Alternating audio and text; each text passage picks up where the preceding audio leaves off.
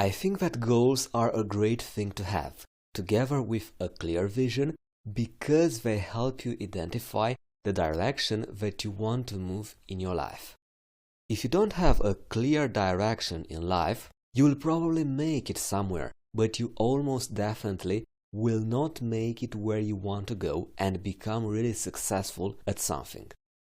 If you are constantly focused on large goals, like having a bodybuilder body, or building $1 million business, or running a hard marathon, it might just happen that you will do more dreaming than taking action, because these goals are so far away. So instead of focusing on goals, you will get better results by focusing on the process instead. Instead of focusing on building a 7-figure business, focus on becoming the person who is capable of building $1 million business by changing your habits. You can do this in a very simple way by asking yourself the following question. If I want to reach my goals, what are the activities that I need to be doing on a consistent basis? Write the answer to this question down on paper and save it, as you will need it later on in this guide. Let's have some examples. Growing a business requires working on the client work X hours a day, thinking about strategy and optimizing your business model X hours a week, focusing out to X new potential clients a week. Or writing a book requires writing X amount of words every day.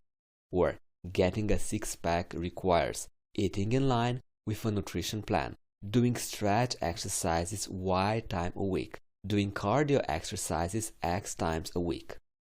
Of course, I'm pretty sure these examples are oversimplified, but you get the point.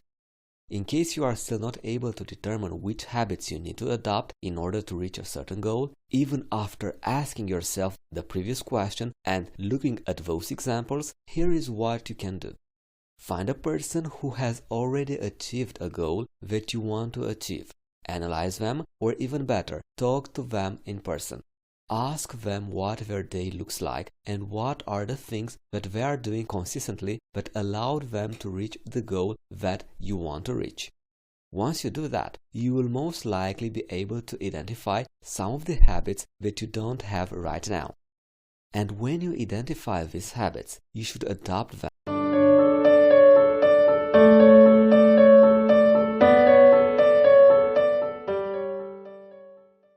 The number one mistake: not being specific enough.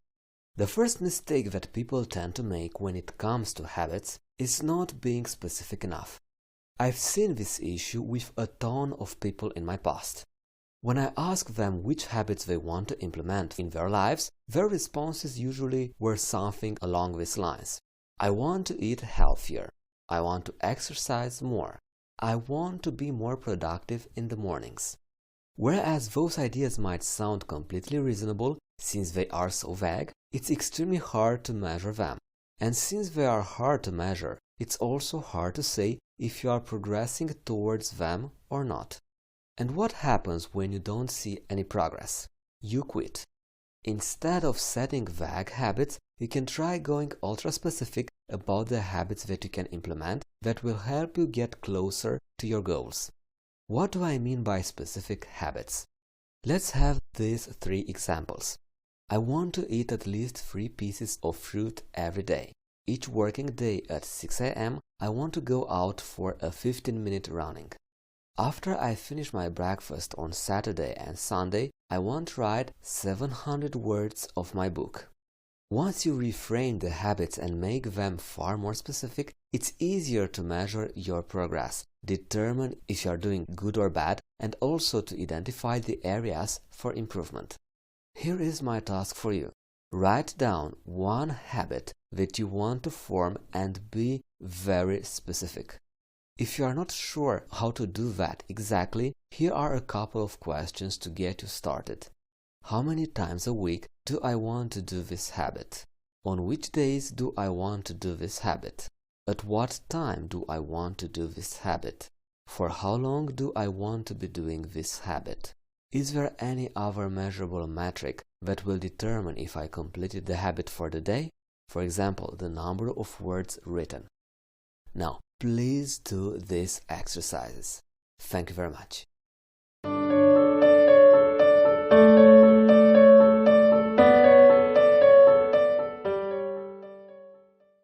Very often we rely on pure willpower.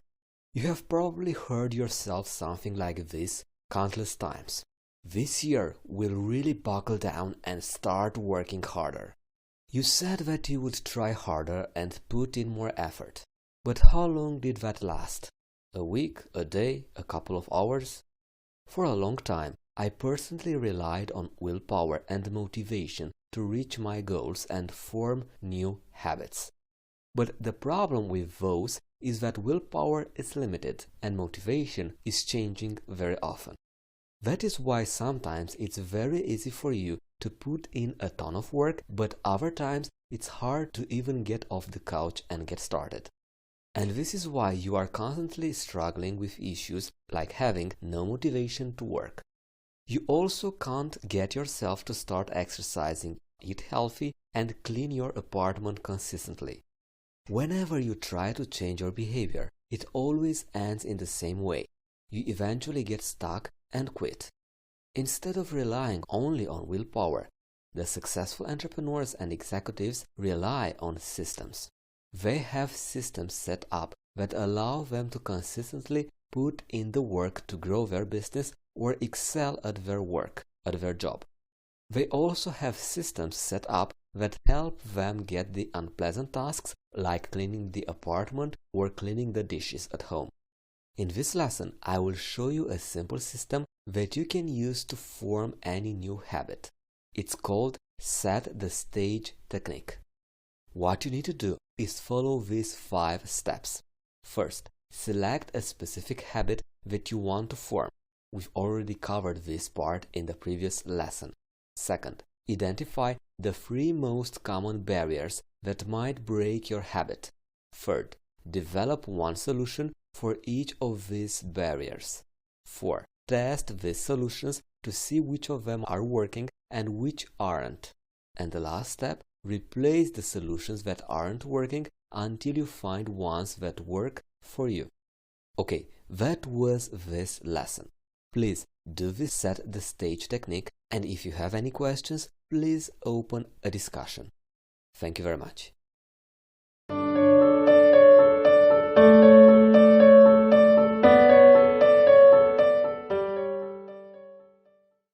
The first mistake that you can make is to try to form habits alone without anyone holding you accountable.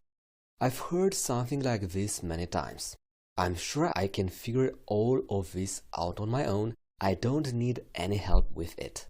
And more often than not, I've seen the people who have said this stagnate in the future and break their habits. And more often than not, I've seen that the people who have said this stagnate in the future and break their habits. Why? Because there is nobody there to hold them accountable. There is no one to help them out when they are stuck. And there is no one to give them another point of view that might help them get unstuck. I've experienced the same thing myself in the past, more specifically when I redesigned my exercising habit. In the past, I used the exercise together with my friends, and I would always look forward to hanging out with them, so the habit was very easy to stick to, even when the times got tough in other areas of my life. However, when I began to exercise alone at home, I realized that my habit became way harder to keep up when I got stuck. There are 2 ways in which you can prevent this from happening to you. The first thing you can do is to find someone to do the habit together with you. This can mean playing football with your friends, running with your girlfriend, or working in an office together with your business partner.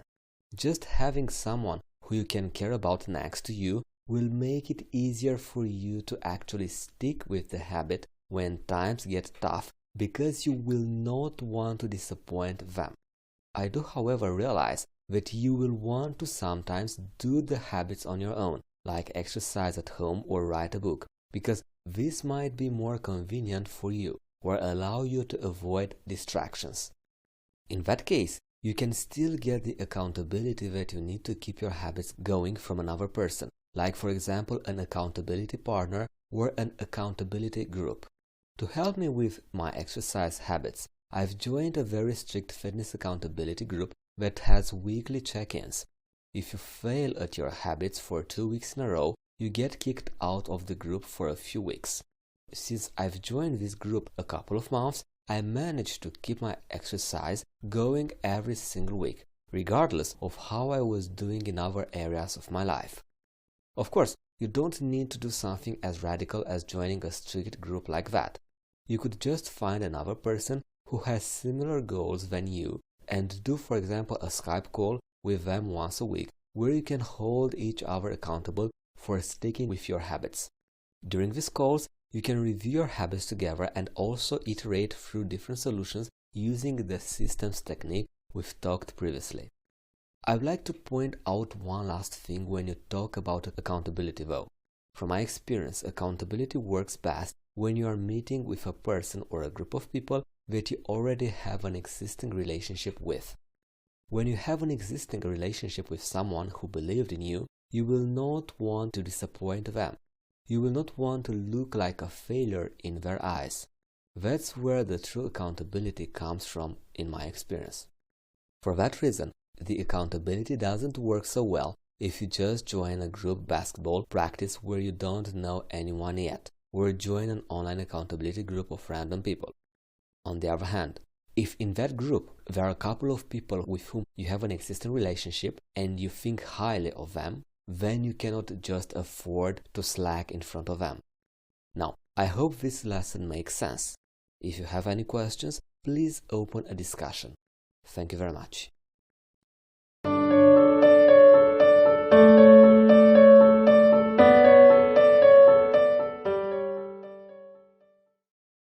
Now you know which are the most common mistakes that you should avoid while trying to form new habits.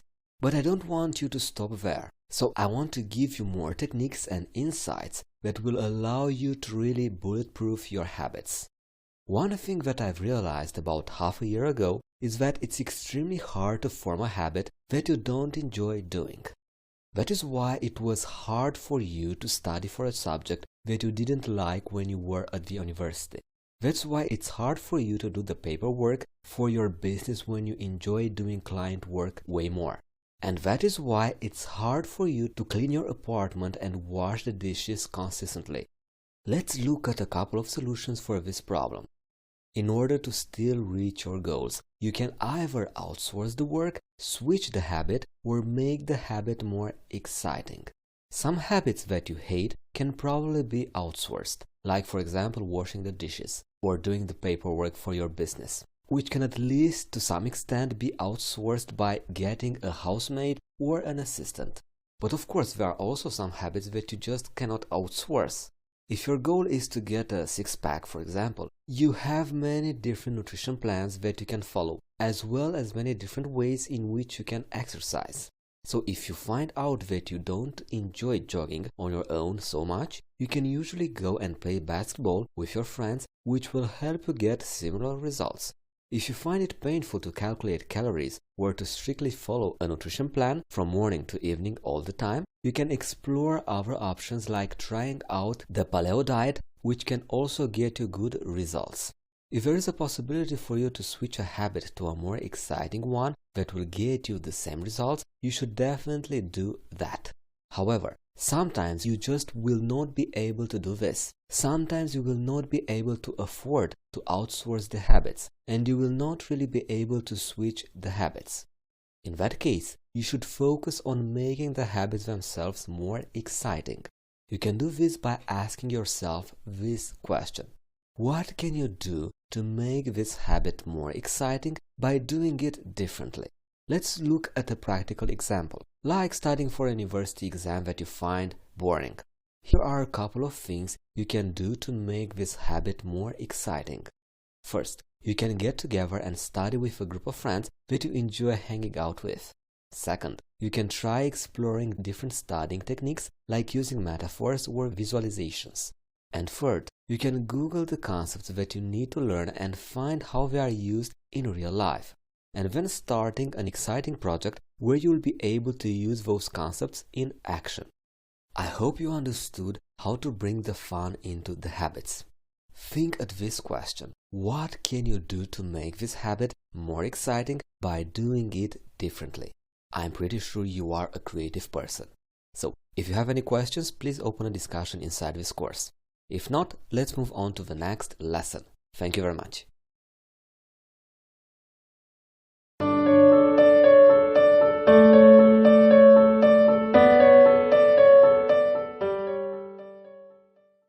How to remember your habits. One of the best ways of remembering habits is to create specific triggers for your habits.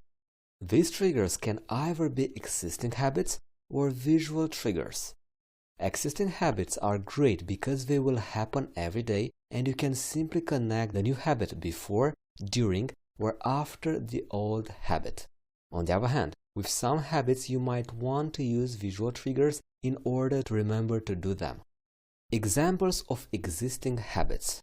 After breakfast, write 500 words of a book. After waking up, go for a running. After the power nap, clean the dishes. Now, here are some examples of visual triggers. Placing running shoes and clothes next to your bed, or placing a bowl of fruits on your desk, or preparing project materials for the next day on your work desk before leaving to work. Now, when you should do your habits? Does it matter if you do a habit in the morning or in the evening? I think it does, and here is why. We as humans have limited willpower and energy levels.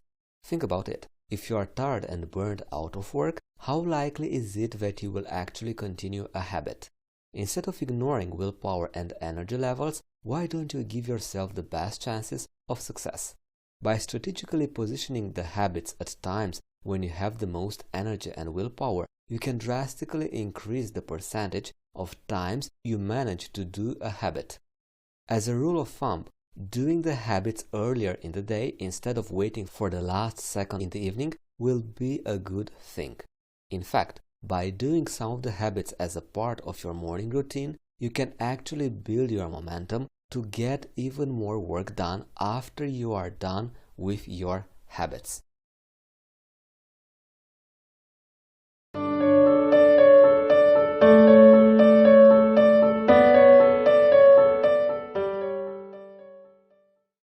Another thing that you can do to increase your chances of success is to decrease the amount of willpower and energy necessary to start an activity. For example, it will be much easier to get started with working on your most important work project in the morning if you prepare all project materials the evening before. Another example would be packing your clothes into the gym bag a day before so that you can just take the bag and go when you need to go there. In general, the fewer the things that you need to do in order to get something started, the more likely you are to succeed. Period. Now, how many habits should you form at once? Should you just try to create one habit at once, or can you do more? And how long does it take to form a habit? Personally, I don't think that there is a definite answer to that question that will work for everyone. Why? Because I believe that creating new habits is a skill that you can get better at. That means that in the beginning, it might take you longer to form new habits, and once you get better at doing it, you can form them faster. On top of that, it also depends how big the habits that you are trying to build are. Writing for an hour each morning will take you far more willpower than building a small habit like washing your teeth, because it requires more energy and willpower. In the end, it all comes down to testing and seeing how you are doing. By following this course, you should be able to add a new habit to your life every 1 to 2 weeks. However, you should always keep in mind that you will struggle with some habits more than with others. With some, you will implement them quite fast, and with others, it might take you weeks before you make them work for you. A general guideline that you can use is to start a new habit once you have successfully maintained the last added habit for 7 days. Now, how big should the habits be? Should you create very small habits, or can you create bigger ones right off the bat? I think there are different points of view on this topic out there, but I've personally found it the most effective is to start small with habits between 5 to 15 minutes long. Once you have successfully completed the small habit for a week, you can work on gradually increasing it by 10% each week and seeing how you are progressing. With habits that are longer, like playing basketball or going to the gym, you can start bigger, but in that case, you shouldn't do the habits every day, since that will likely lead into burnout because of low energy levels.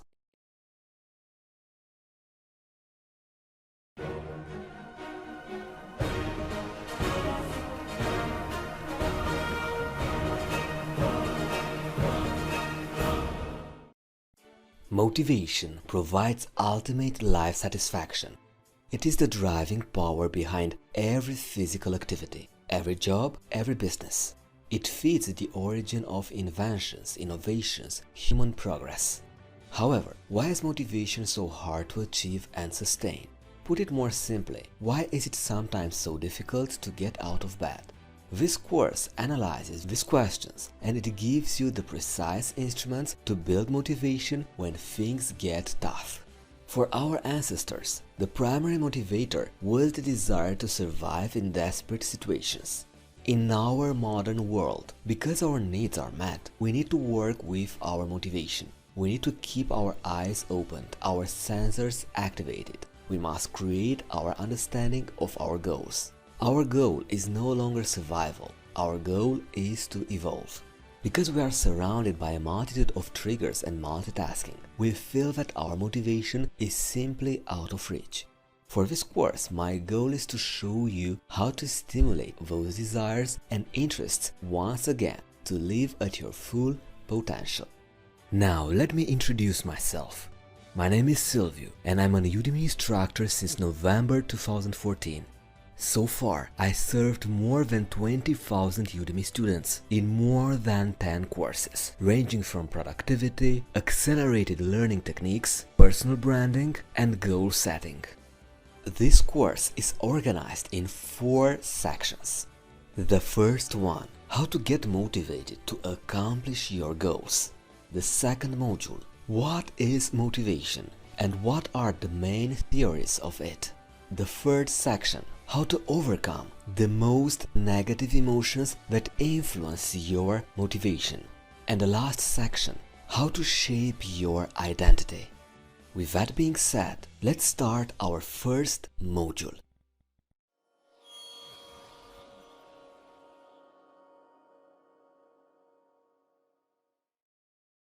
It can happen to everyone. Your happiest moment goes away, and you have little to no energy to work creatively and enthusiastically.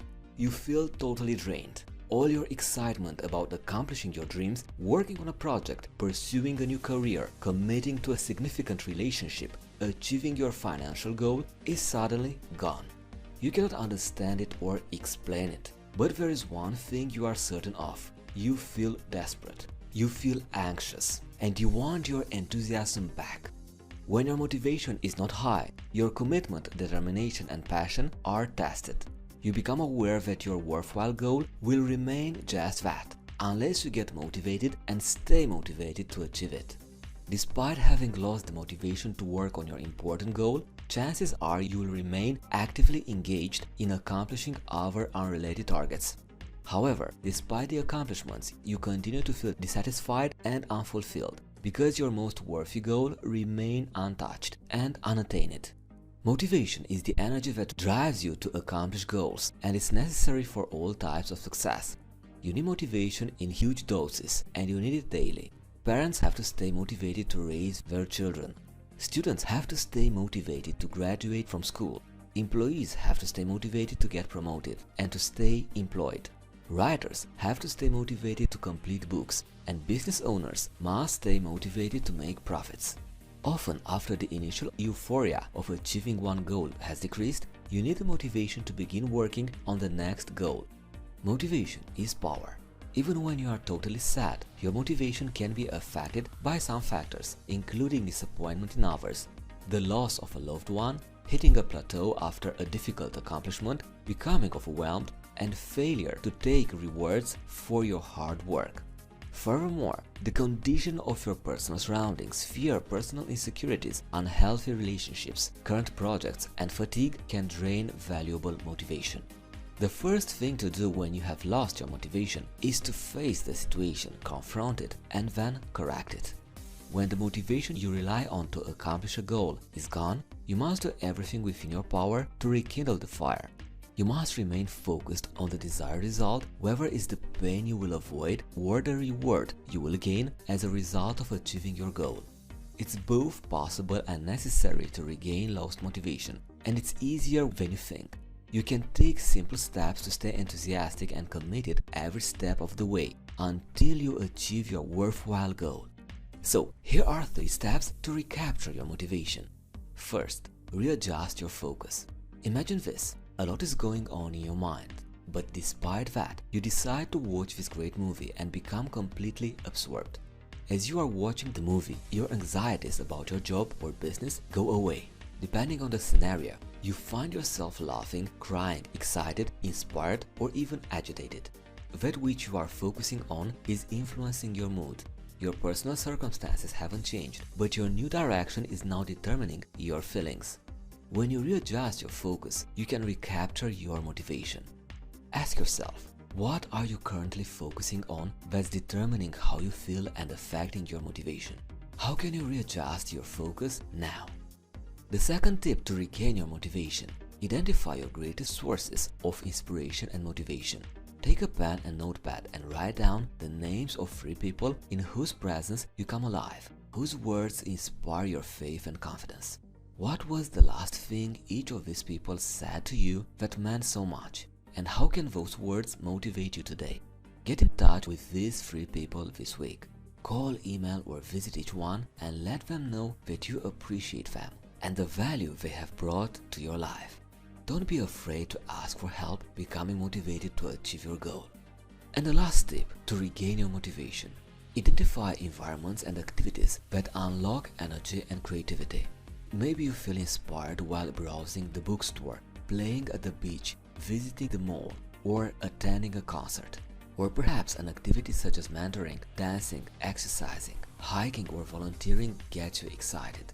When you are in an environment that awakens your enthusiasm, you feel motivated because of what you see and experience.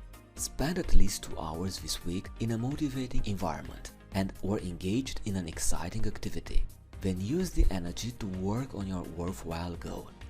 So, those were the 3 steps on how to regain your motivation. Readjust your focus. Identify your greatest sources of inspiration and motivation. And identify the environments and activities that unlock energy and creativity. Thank you very much for your attention.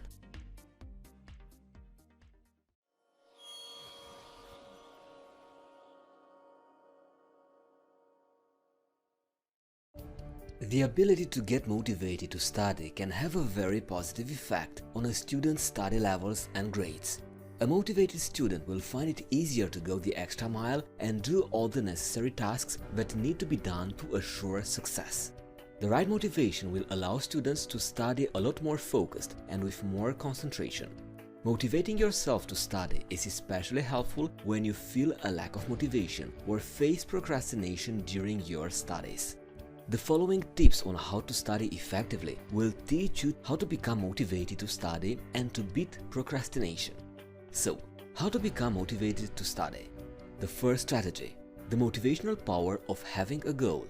A very powerful technique is to set to yourself important goals and objectives. These goals could be either short-term ones about an upcoming exam or long-term goals about the achievements you want to reach during your studies in the university.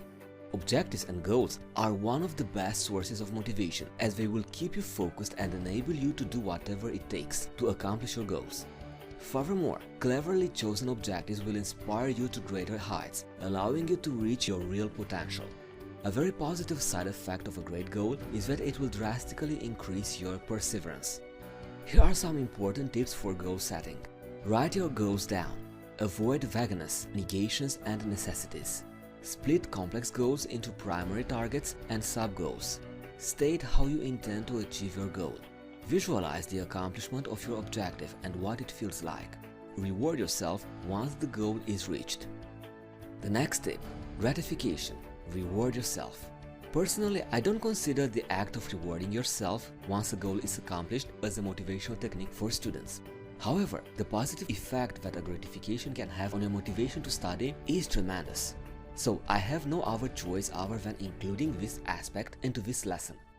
What you need to do: set yourself a goal and determine an appropriate reward once the objective is accomplished. It's that simple and effective. By rewarding yourself whenever a goal is achieved, your brain sends positive emotions, leading to the realization that an effort results in a positive reward. You will consciously or subconsciously recognize that a high effort will result in an even more positive gratification. You start linking hard work with a gratification, with a reward, with a prize. You will associate upcoming challenges and necessary efforts to reach a goal as another chance to get rewarded, positive emotions. So you increase your motivation to study, which allows you to maintain your motivation at a high level until the objective is accomplished. Also, your willingness to make an effort, such as studying, to achieve the goal, an excellent grade, will raise when having a reward in mind that you have desired for a long time. Never stop learning. It's crucial that you do not reward yourself if you fail. If you are not able to reach the objective as determined, you would not get a reward. Furthermore, the reward should be received once the goal is reached, not any time before this. Here are some important tips for rewarding yourself to become motivated to study. Set a goal and determine an important reward for its accomplishment. Associate the efforts you take with the positive reward. Ambitious challenges require outstanding rewards. Basic objectives should only be rewarded slightly. Do not allow yourself to receive a reward if you fail, and reward yourself subsequently after achieving the goal. Just do it and start studying. Whenever you feel a lack of motivation to get started with studying, there are a dozen other activities that sound by far more interesting than studying. Sometimes you would rather watch TV, the new movie that came to the cinema, listen to music or hang out with your friends. The simple trick to overcome this dilemma is just to get going. Start studying no matter what. Boost yourself to begin with studying, regardless of if you feel tired or if the teaching material isn't interesting at all. You might have to force yourself, but it is worth it. Forcing yourself will allow you to free your mind from all kinds of negative thoughts about being lazy or lacking the right motivation. Basically, instead of wasting significant time worrying about being unenthusiastic and lazy, you take action instead. You will notice that once you are getting started just for a couple of minutes, time will fly by and you will get used to your tasks. Once you go into the habit of studying, it will feel just natural after a while to remain on your tasks for longer periods of time. Here are some tips to get started with studying. First, force yourself to do 15 to 20 minutes of studying for now. Don't agonize yourself by picturing the alternatives to studying. Try not to procrastinate. The more you focus on your task, the faster you are finished. Imagine the negative consequences of prolonging studying. If you are tired, get up and jump on the spot. Take a shower. And finally, prevent any distraction, such as email, telephone, smartphone, TV, internet, even friends, for a limited time.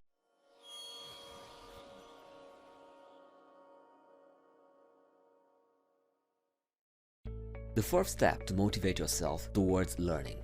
Take one step at a time. Avoid prolonging. One of the main reasons students are not very enthusiastic about studying is that they are prolonging studying for too long. So, they fail to grasp the subsequent teaching and learning contents, which forces them to become self-tutors that have teach themselves everything that was missed. In the end, that's a very time-consuming method of studying and a direct result of prolonging. The alternative is to keep constantly up with your task in college or university on a daily basis. This doesn't suggest that you will have to study for hours each day. Instead, it means that you keep going one step at a time, which allows you to grasp following contents and to stay ahead of your tasks. If it takes you 10 minutes each day to organize and revise the contents you learned in the present day, that is fine. That way, you will understand what is being discussed. Thereby, you can avoid the accumulation of gaps in knowledge. At the beginning of your semester, you could write down the specific goals you want to accomplish. Consider this to be your letter of motivation for the upcoming semester. Whenever you feel a lack of motivation or disinterest in studying, take this letter and reassure yourself of the higher pressure of why you are studying. Realize that you have a once-in-a-lifetime opportunity. You are young and entitled to review, so you might as well make the best of it by working and studying hard and by doing the best you can to get accepted at the destination of your choice. Otherwise, you might regret it at a later point in time. The fifth tip: music. Music is a wonderful way to stimulate your motivation and triggers positive emotions. If chosen wisely, a song can get you powerfully motivated to study. It can cause a spirit of optimism, which evokes the epic feeling of being able to do anything. When compared with our techniques to get motivated to study, listen to music is by far the simplest way to become excited of studying. As a rule of thumb, you shouldn't opt for ballads, chill out or lounge music. Instead, choose songs that you find motivating and inspiring. Songs that immediately energize your whole body and make you smile from ear to ear. So, take your headphones, turn on your stereo equipment and listen to some great songs. In the resources section of this lesson, you will find a list of songs I highly recommend you to listen, which are very motivational. The sixth strategy to stimulate your motivation for learning. Ask yourself, how bad do you want to succeed? The foundation of our motivation, not only the motivation to study, will make or break with one question: how bad do you want to succeed? If you want something bad enough and you want it to happen, you are motivated to the full. It is as simple as that. You know it, and I know it. The question is, do you really want to succeed in your graduation or study? And if not, why is that? Get to the bottom of this question and find out what you can do to make you want to succeed in school, college, or university.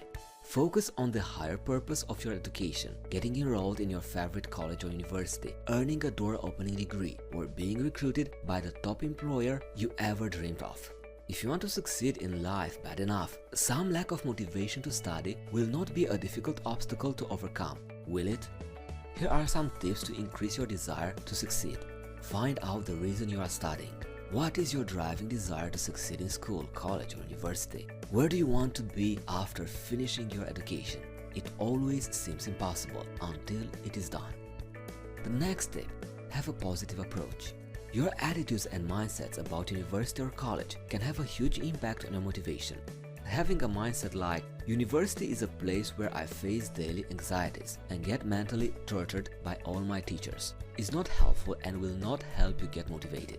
But if you have a positive attitude towards your studies, for example, you see university or college as a chance to gain valuable knowledge, to develop yourself and to get ready to start your career, you'll be able to boost motivation just by having a positive attitude towards it. The next tip: negative feelings can kill your motivation. You'll be confronted with your studies every once in a while with negative emotions such as anger, anxiety, or disappointment.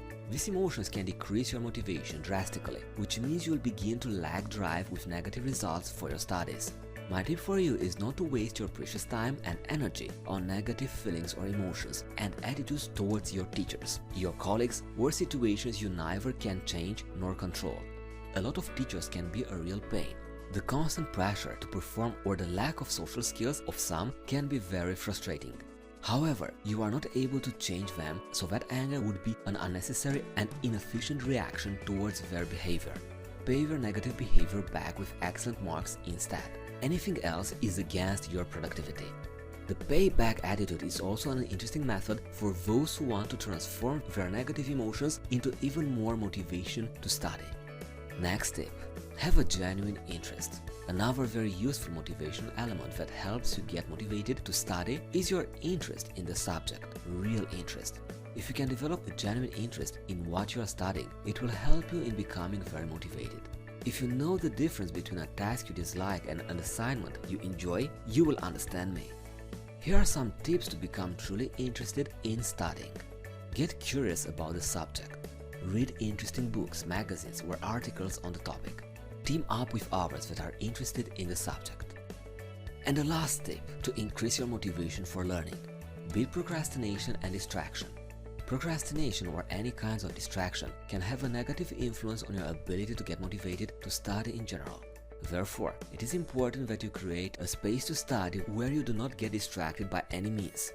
Just by sitting in a room where you cannot procrastinate or distract yourself will help you to get started with your studies. Cut out any distraction, TV, radio, mobile phone, the internet, telephone, etc. that could interrupt you while studying.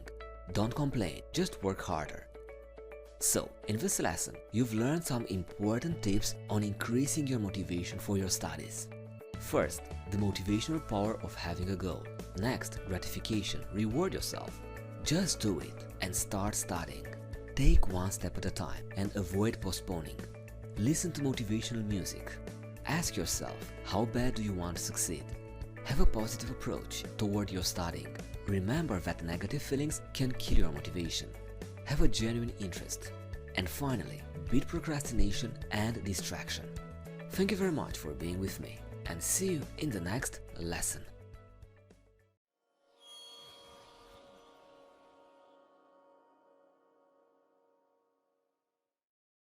Motivation is the most popular and the most misunderstood concept. Feeling motivated is something very vague to most of us. This question, how can I get myself more motivated, is a huge stumbling block for a lot of people, and it certainly was for me. However, once you understand how motivation actually works, things will become a lot easier, and you will find out inside this course. Motivation is in a continuous change. It comes and goes, and there is little we can do about it in the way of applying mental processes to it. Trying to get motivated is, simply put, a wild goose chase. The questions are then, how can we feel more motivated more often and for longer time periods once that feeling comes over us? And second, what are we supposed to do during the times when we don't feel it? The solution is the temporal motivation theory. This stands out for an equation, the equation of motivation. Expectancy times value divided by impulsiveness times delay. Basically, you want expectancy and value to be as large as possible, and you want impulsiveness and delay to be as reduced as possible. So, what each of these terms represents? Expectancy. This is how likely you think you are to achieve a particular goal. By adjusting the goal, making it easier to reach, or by building your confidence, you can increase your expectancy and thus increase your motivation. Second, value. This is how much the outcome means to you. By reflecting on your goals and what they actually mean to you, what pleasure and meaning you will get out of reaching them, and adjusting them to make them more valuable to you. Therefore, you can increase your motivation. Next, impulsiveness. This is how likely you are to get off track when being distracted by various shiny objects. By working on strengthening your willpower and by removing and reducing distractions, you can increase your motivation. And the last concept, delay. This is how far into the future the reward or outcome lies. Have you ever felt slightly more motivated by, for example, studying for an exam that is tomorrow than for one that is in 1 month, for example? By designing goals with the short term in mind, or by breaking down your long-term goals into sequential short-term goals and then shift your focus to this, you can increase your motivation. Did you notice how things like watching motivational videos or reading inspirational quotes are not part of the equation? So that is the solution to the first question. Play around with the different factors of the motivation equation, adapt it to your particular goal, and watch how your level of motivation gets affected as a result. Another point I want to discuss with you is that of establishing behaviors that run on autopilot, so that desirable tasks and actions get carried out whether we feel like doing them or not. While habits in itself is a big subject and a topic for another course, if you can shift your focus from trying to get yourself motivated to identifying the smallest specific habit that is required for you to reach your goals, you will already have come a long way. An example of how to do this would be to shift focus from getting motivated to go to the gym early in the morning to actually starting to do the first and smallest step of that process and set a goal to make that a new habit. As an example, this could be to take out your gym clothes the night before and put them next to your bed. That is much easier to do, and once you get into the habit of doing it, the next step of the process, such as getting dressed for the gym, will be a lot easier as well, whether you actually get to the gym or not right now. Alright, inside this lesson, you've learned that motivation is in a continuous change. It comes and goes, and there is little we can do about it in the way of applying mental processes to it. There are two questions to ask to yourself. How can you feel more motivated more often and for longer time periods once that feelings come over you? And second, what are you supposed to do during the times when you don't feel it? And for that, I've presented you the temporal motivation theory, telling that motivation represents expectancy times value divided by impulsiveness times delay. Your main goal is to push expectancy and value as large as possible and reduce impulsiveness and delay as much as possible. And in the end, we've discussed the idea of habits. What you need to do is to shift your focus from trying to get yourself motivated to identifying the smallest specific habit that is required for you to reach your goal or your goals. Alright, in the next lesson, I'm going to discuss with you how to get motivated to reach your goals. Thank you very much, and see you there.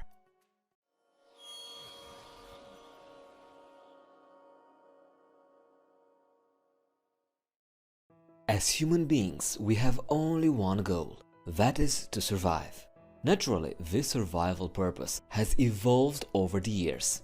It has been reduced from something large into something much more subtle. What is our primary goal nowadays? It is to live, and to live well, to live better than ever. This goal requires innovation. It needs to expand the limits which surround our lives. Without motivation, we would not leave our beds. We wouldn't strive to find better solutions. Without motivation, we would have nothing. Motivation is the call to action. It is the thing that forces one to take the right attitude. My recommendation is to understand motivation and the general determinants preventing you from your total acceptance of your goals. Know the ways in which you could become the best version of yourself. Now, what is motivation? Motivation is the process that starts, leads, and supports goal-oriented behaviors. Motivation is what prompts us to take action, whether it's washing our face in the morning or start studying for an exam. Motivation includes the biological, emotional, social, and cognitive powers that stimulate behavior. In our everyday life, motivation is used to explain why someone does something. You might assume that a student is so motivated to get an academic scholarship that she spends 4 months preparing the application. There are 3 components of motivation: activation, persistence, and intensity. Activation represents the determination to start. A person must take the decision at a conscious level. It is the root of all motivation. Actively searching for green nutrition information activates the motivation to start living a healthy life. Next, persistence involves one's drive through barriers after the initial activation. For example, after one gathers all the important information in order to eat healthy, persistence must step in to feed motivation. Finally, intensity. It measures one's level of power after initially activating and persisting. If one continues to eat healthy without a significant degree of concentration and effort, one is not truly motivated. For example, at the university, you can activate your enrollment. You can attend every single class. But if you are not fueled every day with study and push yourself outside of class, you will probably not achieve maximum success. In the next lesson, I will explain you what is the key difference between external and internal motivation and how this can help you in achieving your goals. So see you there.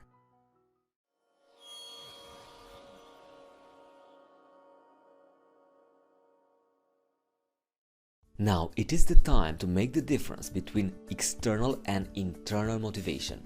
Why do we perform the things we perform? What motivates our actions? Psychologists have suggested some various methods of studying motivation, including one approach that means watching at whether motivation starts from outside or inside the individual. External motivation happens when we are driven to perform an action or involved in a pursuit to win a prize or avoid punishment. Here are some examples of actions that are the issue of external motivation. Studying because you want to take an exam, cleaning your room to impress your girlfriend or maybe your parents, participating in a competition event to prove yourself that you are in a great shape. In each of these examples, the action is driven by a wish to get a reward or avoid a negative consequence. Now, what is the internal motivation? Internal motivation involves acting in a way that is personally rewarding, doing an activity for its own purpose rather than the hope for some external validation. Here are some examples of intrinsic motivation. Playing a computer game because you find it interesting. Competing in a physical activity because you like it. Playing brain games because of the challenge and fun involved. In these examples, the person's response is triggered by an internal desire to engage in an activity for its own good.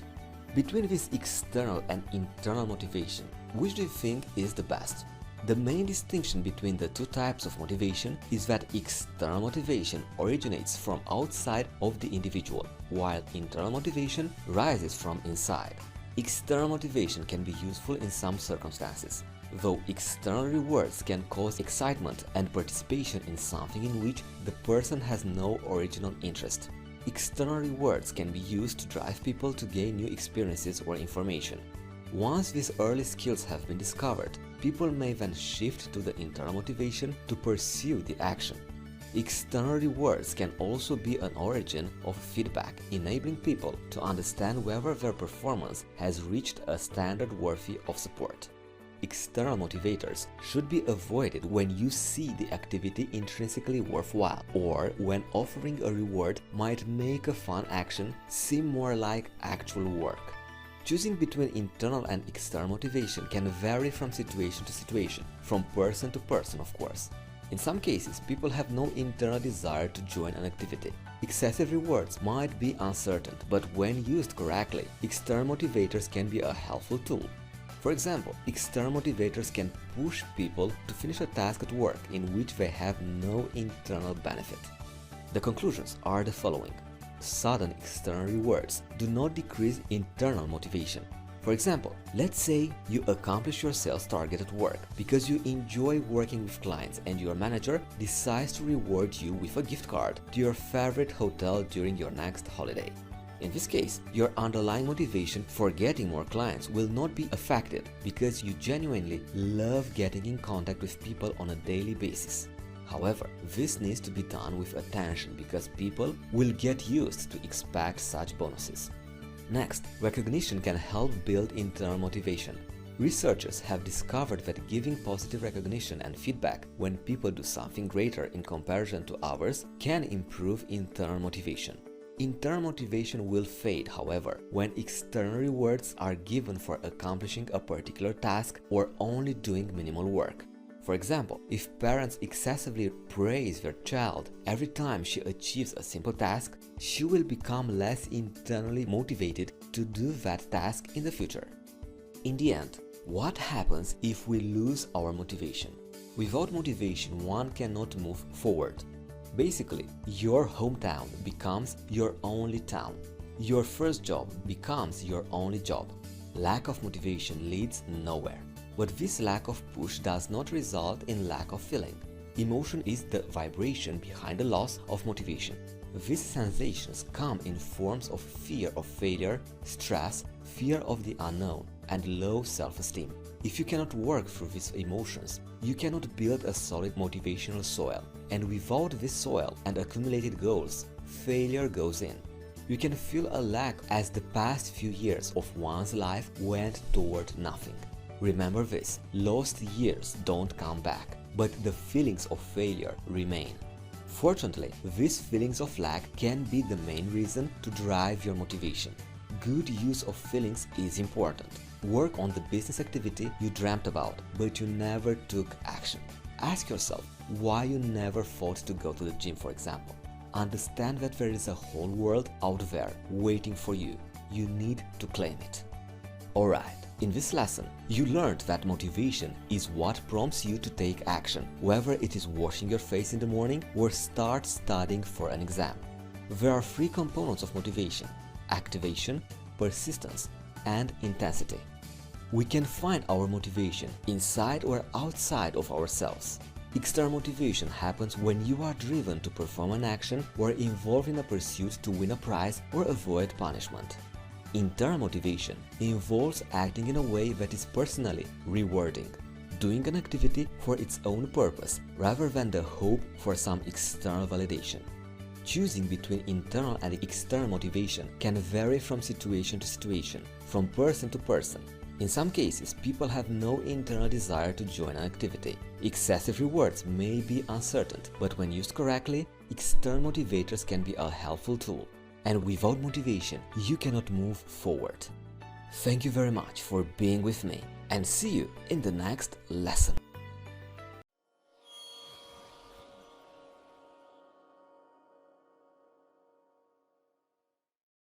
Feeding yourself with the motivation to succeed is not easy, especially with very real human weaknesses on the horizon. For example, when sadness appears, there might be times when you cannot eat even properly, think properly, and work properly. If you catch yourself telling too much "I can't" or "I don't have any energy," there are high chances you could suffer from sadness or a beginner stage of depression. The discussion is highly important. Sadness is an internal disorder that can take precious time from your life. Sadness and depression are one of the greatest contributors to lack of drive or motivation.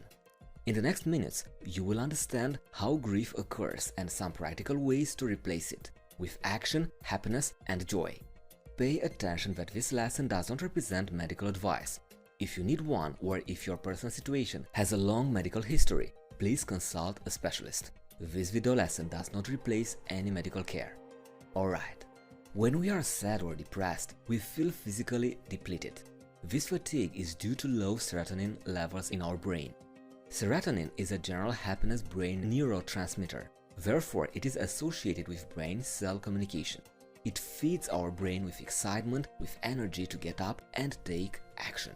When this serotonin is lagging in our brain cells, our energy levels fall and our desire to appreciate and enjoy our day dissipates.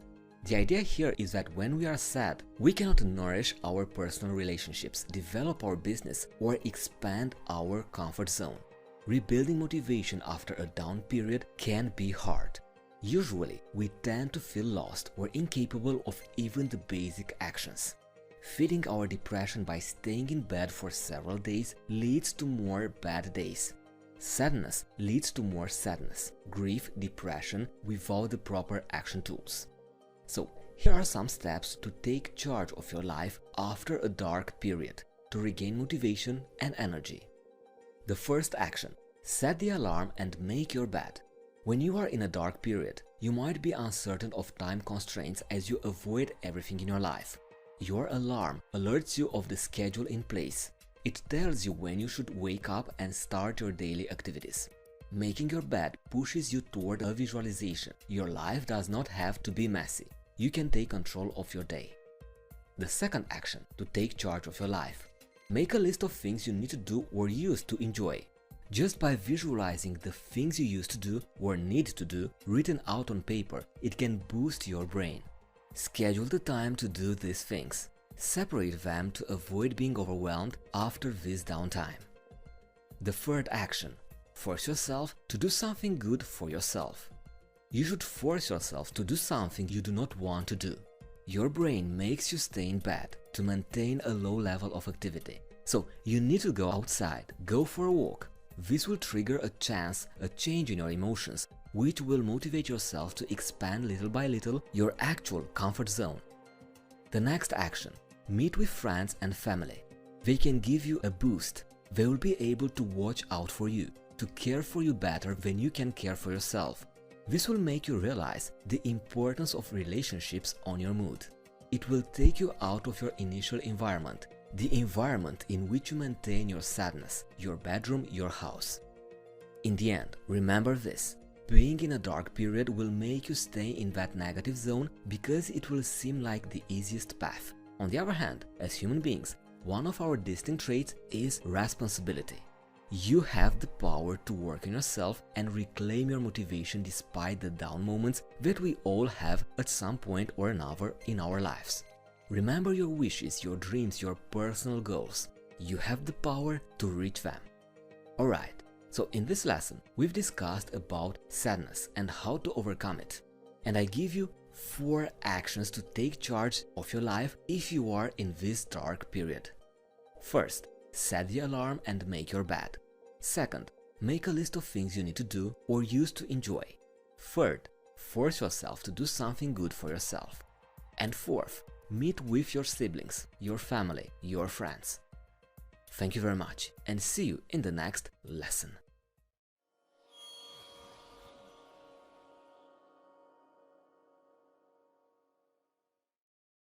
In this lesson, we will discuss some captivating ideas that researchers have discovered about the psychology of human motivation. Some might amaze you, and some might give you ideas how to drive yourself and others. The first theory of motivation discussed in this lesson, instinct theory. Psychologist William McDougall studied the instinct theory about human motivation. His fundamental conclusions rooted the instinct theory as a way through life, a way that guaranteed continuity of life via natural selection. The behaviors he studied were not limited to biological needs. He studied human instinct, which has many nuances. But what is an instinct? Instinct means an inclination to behave in a particular way without involving any thought. Everything is spontaneous, happening in a sort of matter, of course after an unusual occurrence. Human instincts include a series of circumstances sourced in both psychological and physiological needs. Psychological motivations such as love, fear, happiness, appreciation, humor or interest. Physiological motivations such as thirst or hunger. By the 1920s, the instinct theory was replaced by other motivational theories. But contemporary evolutionary psychologists still study the impact of genetics and heredity on human behavior. The second theory, drive theory. This theory was popular in the 1940s-1950s as a way to explain motivation, learning and behavior.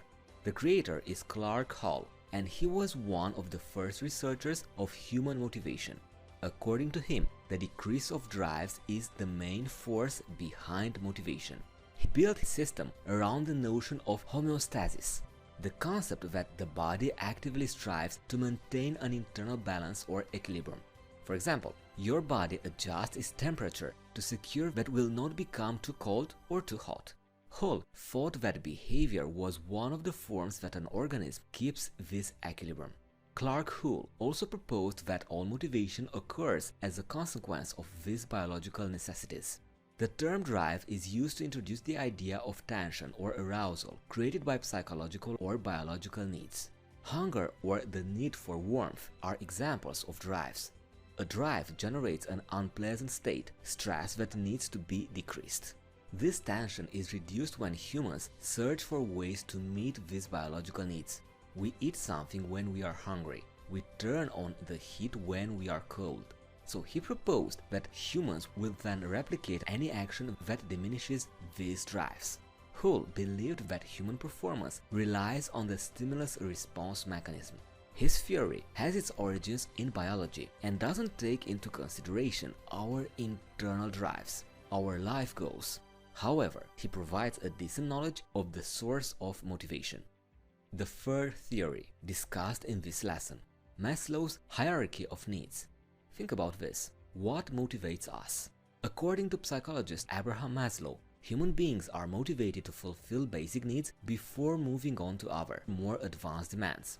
Maslow first introduced his concept of hierarchy of needs in his 1943 paper A Theory of Human Motivation and his subsequent book Motivation and Personality.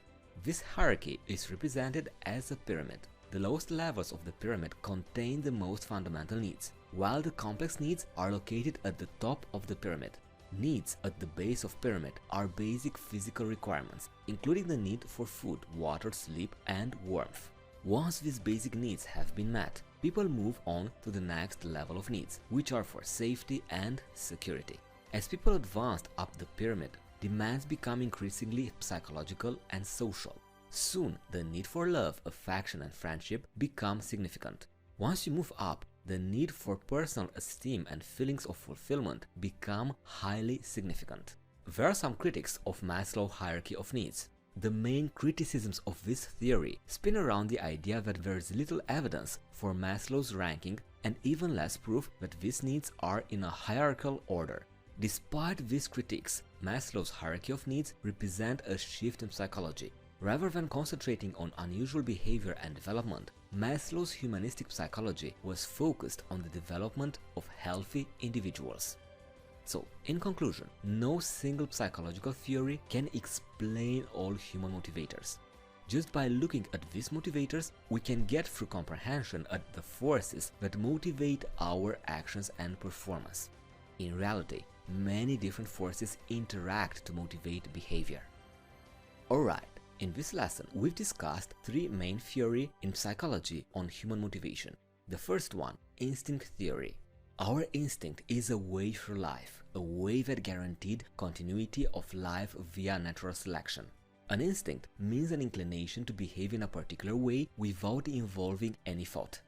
The second theory discussed, drive theory. The decrease of drives is the main force behind motivation, because a drive generates an unpleasant state, stress that needs to be decreased. This tension is reduced when we search for ways to meet these biological needs. We eat something when we are hungry. We turn on the heat when we are cold. We as human beings will replicate any action that diminishes these drives. And the third theory discussed is the Maslow's hierarchy of needs. According to Abraham Maslow, we are motivated to fulfill basic needs before moving on to other more advanced demands. Alright, thank you very much for being with me and see you in the next lesson.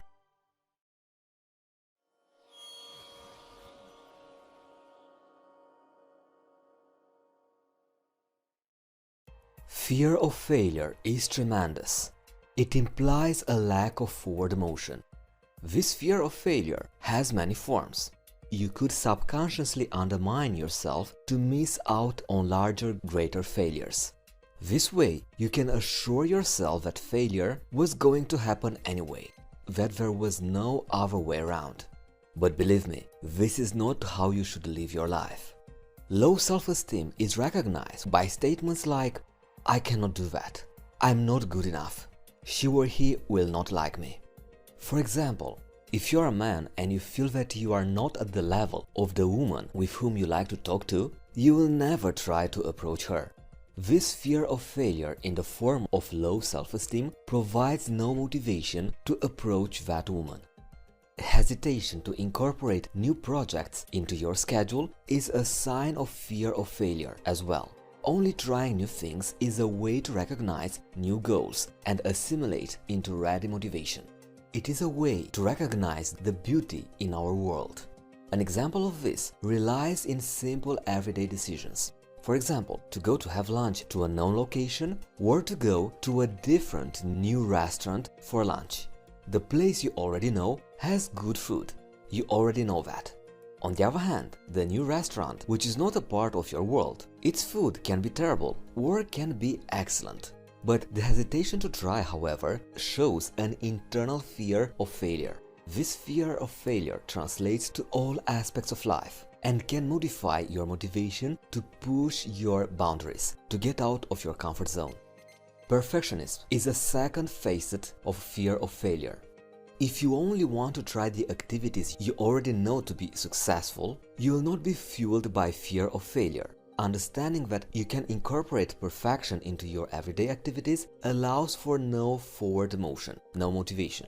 Learning new activities and gaining experiences allows for moving forward, and this requires motivation. Another facet of fear of failure, self-sabotage. Self-sabotage comes in many forms. For example, procrastination. Or if you cannot plan ahead, work toward a specific goal, you are sabotaging yourself. This is a sign that you fear that working toward goals will lead to failure. If you don't work, you already understand the outcome of that goal. The idea about failure is this one. Failure affects everyone. It is a part of our lives. However, if you see failure as the end of your life, you might even not live your life at all. Failure is a part of our lives for one reason, the one to learn.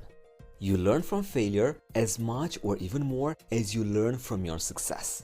You need to understand the lessons you are meant to learn. Failure happens all the time. But motivation to push through and overcome it is victorious because it provides a take charge mentality. Some steps to overcome the fear of failure from your life. First one, set small goals for yourself. Complex goals are overwhelming, especially for people who suffer from fear of failure. Small goals should push your limits, but they shouldn't be too challenging. They should be just stepping stones to allow you confidence boosts. The second step to overcome fear of failure. Analyze and realize what the worst case scenario of your failure might be. Most of the times, failure just leads to disappointment or a bit of embarrassment. It's not the end of your world. Of course, this is not a pleasant feeling, but this feeling can pass. Remember that. Have a B or C plan. Allow yourself to have a backup plan in case you fail. That way, you will be able to breathe and to continue taking action if your plan A fails. It will make you more confident and relaxed. And the fourth step to overcome fear of failure. Analyze every outcome. Fear of failure is a result of fear of the unknown.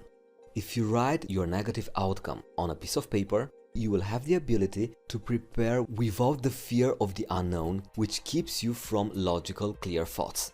So put your foot forward. Don't allow fear of failure to influence your life, personal, professional, social. Take action. Every day is a beginning with a different and energetic ending. In this lesson, we've discussed about fear of failure. This has many signs. It can be self-sabotage, perfectionism, or hesitation.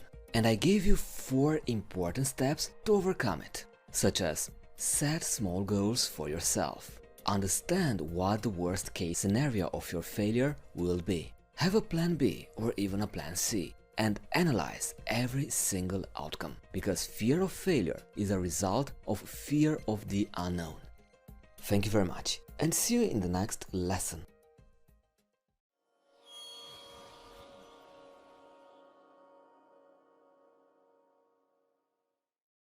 Self-esteem is made up of the thoughts, feelings, and opinions we have about ourselves.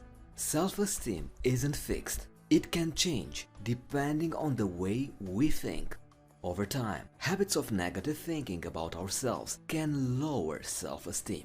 Sometimes people don't even realize that they are thinking so negatively about themselves. But once you are aware of this thought, of this thing, and know that the way you think is up to you, you can begin to change the way you think. And changing the way you think about yourself changes the way you feel about yourself. Motivation allows goal-seeking and life-building, while low self-esteem forces you to remain in that place. Here are some important low self-esteem signs. These symptoms explain important attitude adjustments. Only with correct self-esteem you can truly reach your goals and have a dynamic motivation. So, here is the first sign. Cannot receive compliments. The low self-esteem person cannot take a compliment. This individual will just deny it and argue it with all the reasons he believes he does not add up. The praise could be anything, but this person has enough reasons why he or she should not accept those compliments. Moreover, that person thinks that maybe this compliment is a form of sarcasm. The next symptom, hiding behind a mask. The low self-esteem person fakes his real self. He pushes in front of him a false person. In his life, he's hoping that other people will not sense this unrest with his life and his own self.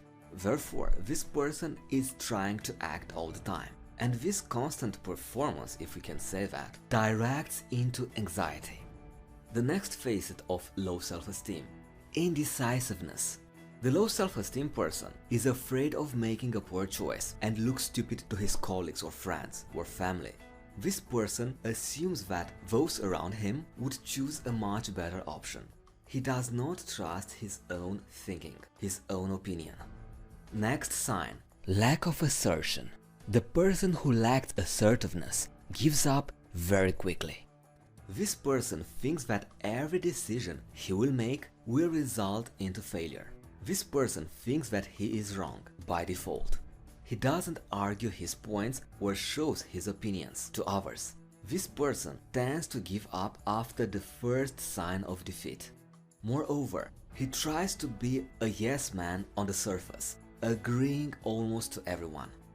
And the last sign of a low self-esteem person, living in the past.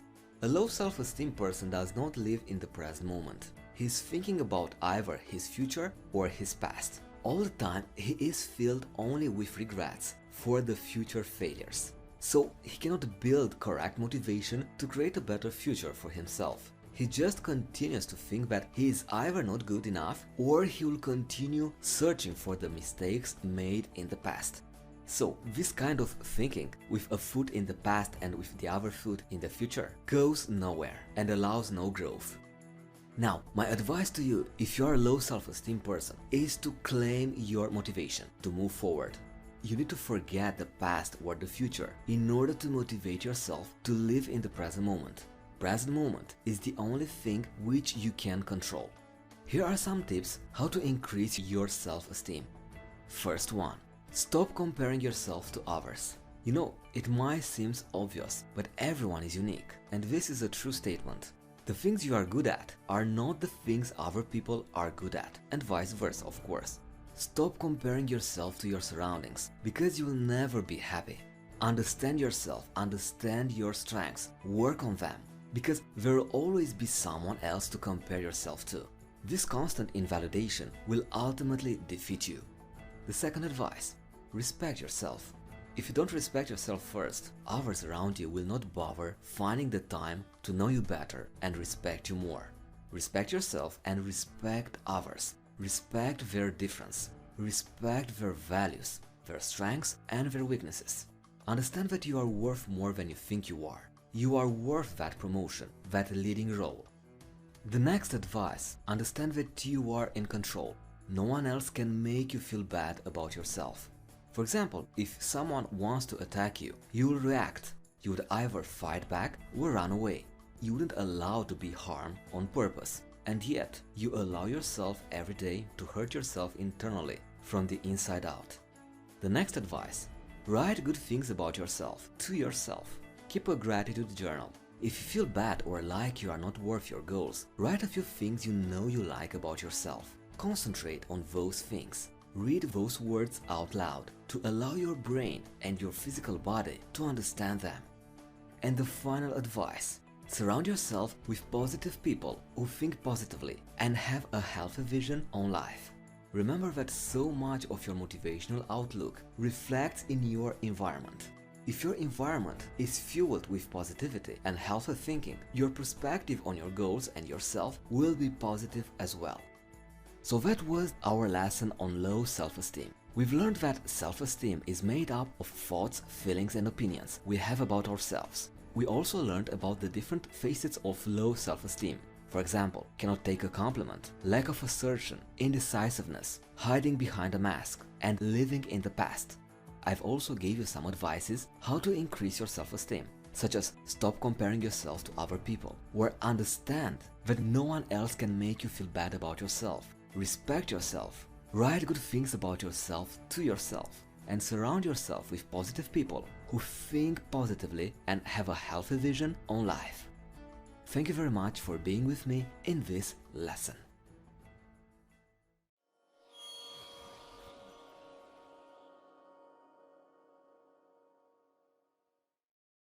Another element in understanding the lack of motivation is a lack of interest. And this comes in many forms. If you lack interest and enthusiasm in the great offerings of the world, such as social activities, traveling, trying new things, new projects, starting a new career, then you will lack the proper motivation to do these things. This seems natural. However, there are several factors to the lack of interest that lead to a lack of motivation. So, here are the main signs for a lack of interest. Depression. This comes in a decreased level of serotonin, a neurotransmitter that boosts energy and positivity.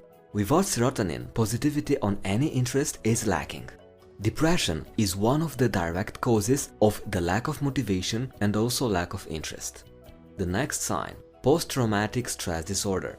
Lack of interest and depression can result from post-traumatic stress disorder. PTSD results in a mistrust of one's surroundings. Often it comes in a form of a mask to protect yourself from the world.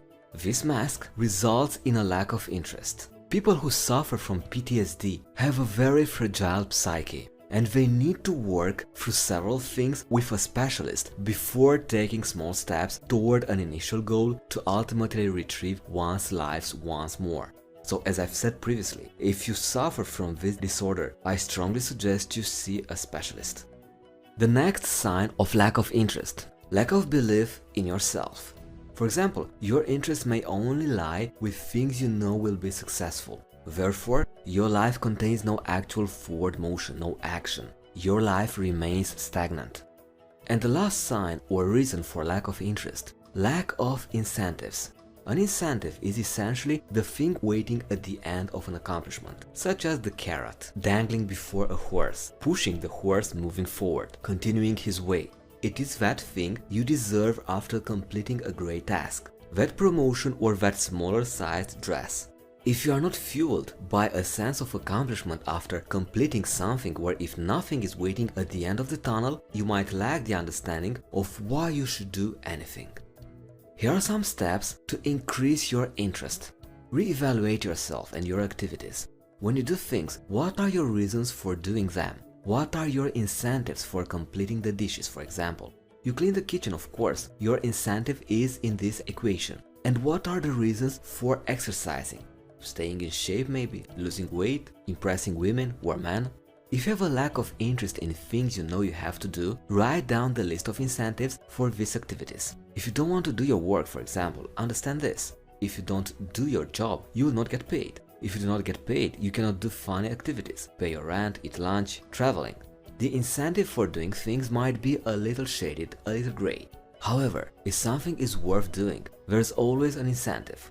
For example, doing something creative might not result in an immediate reward. However, the feeling of creating could be your stimulus. The next step to overcome the lack of interest: understand what matters to you. Make a list of your favorite things. These things could be anything. Anything that makes your heart beat a little faster and your mind winds a little easier. Analyze how the things in your life that matter to you affect your goals. Understand what your actual goals are about the things that matter to you. Look at the hierarchy of needs. Are your personal biological needs being met? Do you have a proper home and a decent income? Are your friendships worthwhile? If none of these things are right, your lack of interest and lack of motivation is understandable. Build the motivation to fuel yourself with the right foods, the right nutrition. Get enough sleep at night and call your loved ones. If you do this, you may begin to feel the enthusiasm for life rejuvenate. And the last advice: make private time for yourself. Write a list of your favorite things you want to do. The things in life that made you feel well before this lack of interest will be the things that truly fuel you for the future. Build your motivation once more. Picture yourself in the future as the person you'd like to be. There's no reason you cannot reach out and become that person. To sum up, lack of interest can come in many forms, such as depression, post-traumatic stress disorder, lack of belief in yourself, or lack of any incentives. And I gave you some practical steps to increase your interest levels, such as reevaluate yourself and your activities. Look at the hierarchy of needs. Are your personal biological needs being met? Understand what matters to you. And finally, make private time for yourself. Thank you very much for being with me, and see you in the next lesson.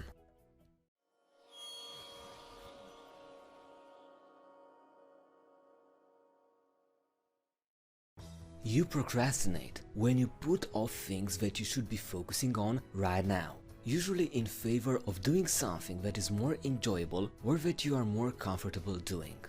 The key to controlling this distractive habit is to recognize when you start procrastinating, understand why it happens, and take active steps to manage your time and outcomes better.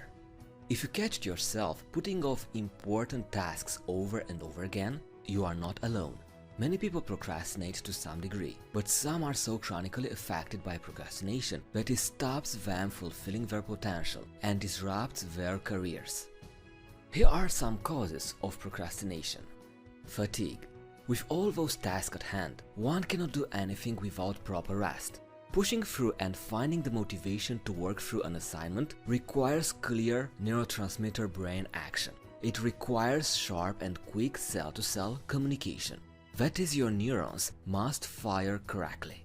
When you don't sleep or don't get enough water, your brain cannot translate things as efficiently. Therefore, any task that requires concentration will be a no-go when one is fatigued. Next cause, resentment. You can feel the sense of resentment that leads to procrastination. The resentment is pushed to bosses, to family members, to friends.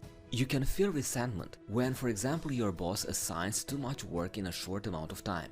You cannot complain outwardly. However, you can stew at a desk and admire the computer screen for a few hours.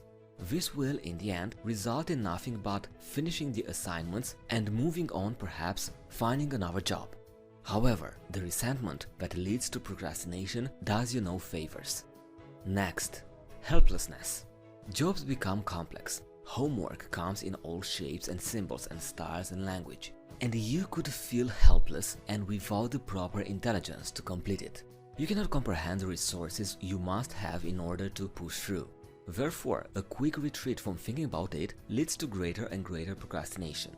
A 5-minute break turns into a 20-minute break, and therefore your motivation simply slips away. And the last cause of procrastination, fear of failure. Fear of failure is the root of several life problems. Fear of failure can cause you to put off tasks. You are always looking for the right time to do something, the right time when fear of failure doesn't feel so high. However, fear of failure is always a gray area in your brain. It is always lurking.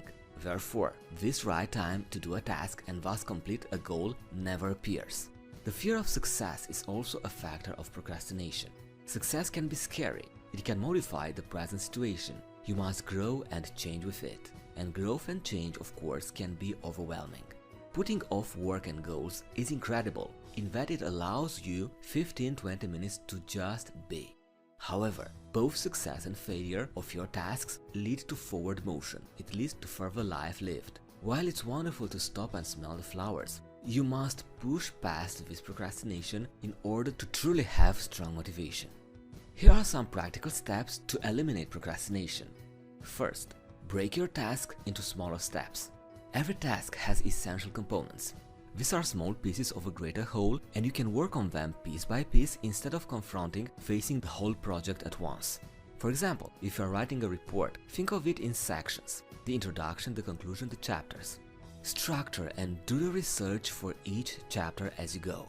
Everything all at once is overwhelming. The next strategy: remember past successes. I'm pretty sure you've completed something meaningful before. It is the only reason you've gotten this far. It's the only reason forward motion has brought you to the current task before you. Think positively.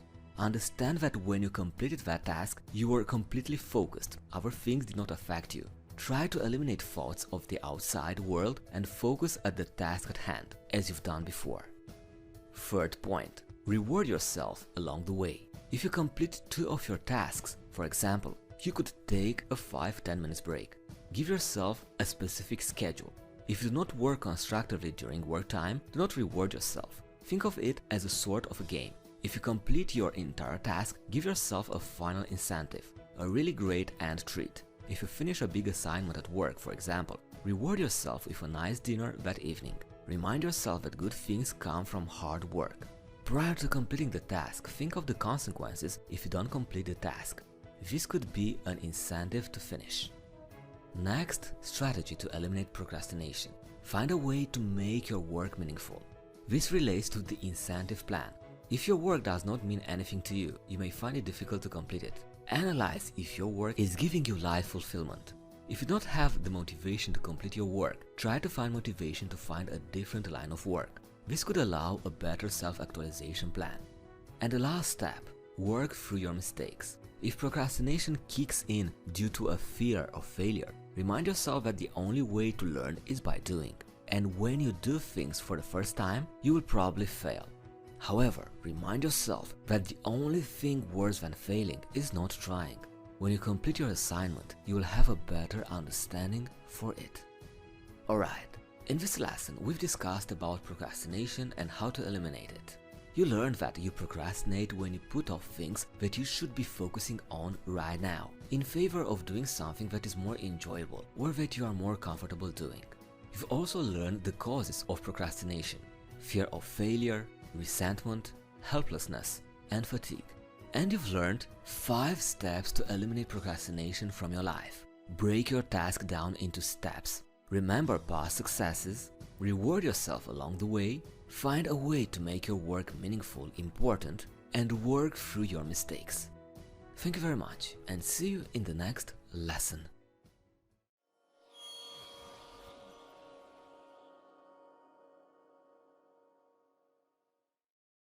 Stress is your body's way of responding to any kind of demand.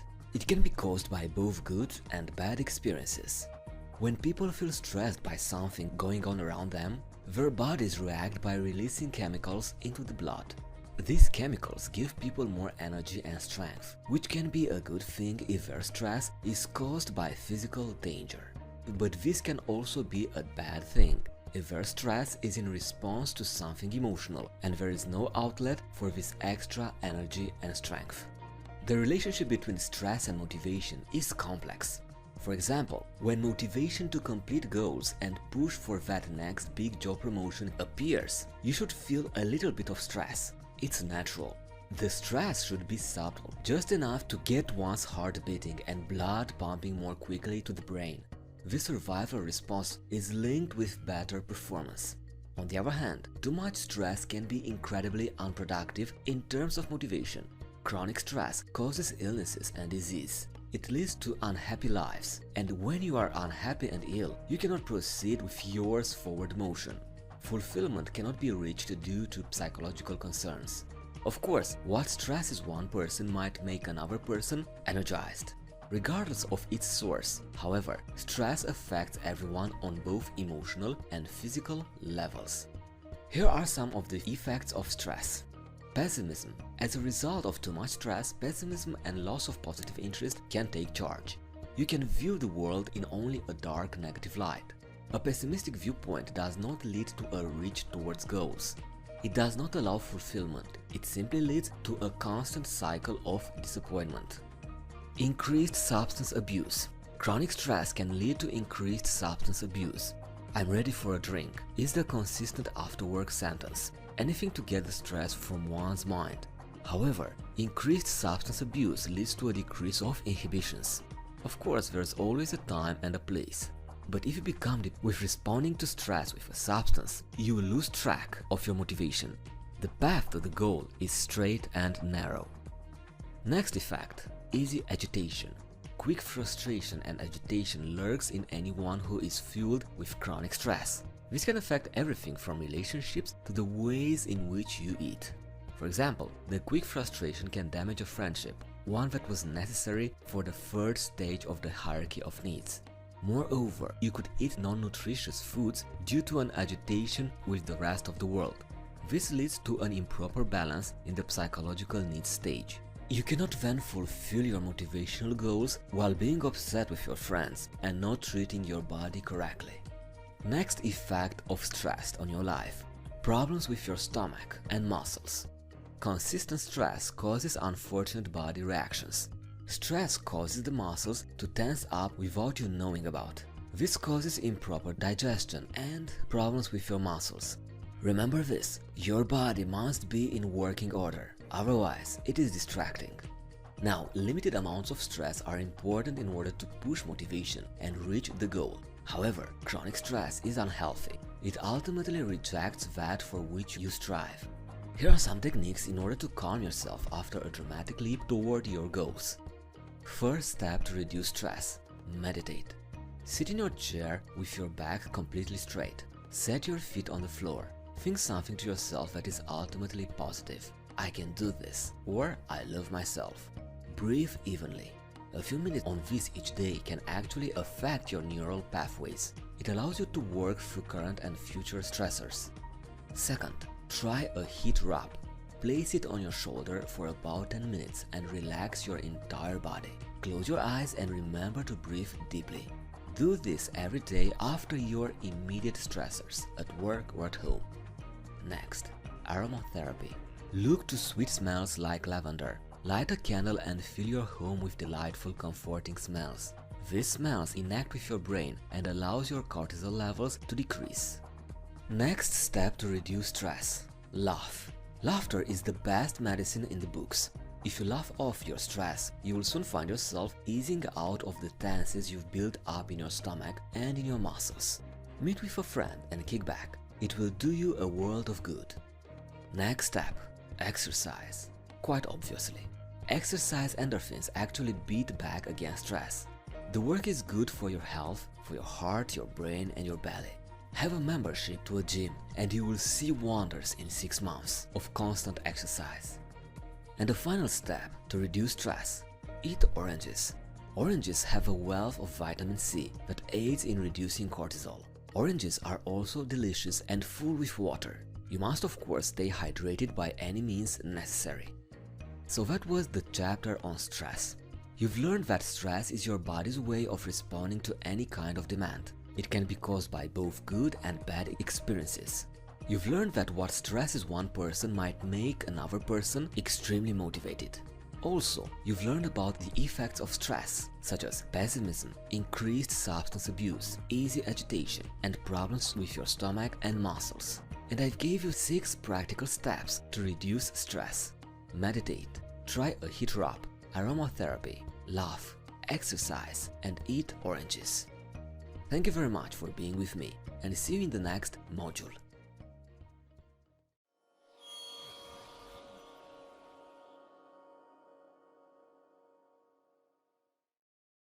Motivation is the key to the ultimate success. At the end of the road, all goals are reached. Essentially, the battle between the body and the mind reaches a conclusion. The mind wins. The mind is stronger. It is sure of the broad rewards of perseverance. Think of the ultimate rewards of motivation, the ultimate successes. The promotion has finally landed. The dress size finally fits after all those hours at the gym.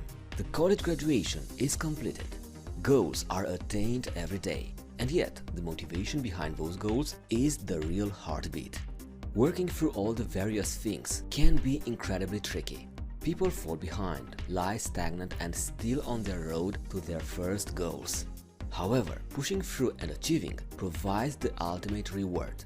The successes, of course, provide excellent bars between motivational pathways. They offer excellent rewards, but the truth of the reward lies in the perseverance, in the motivational path. Success lies in the journey, not the destination.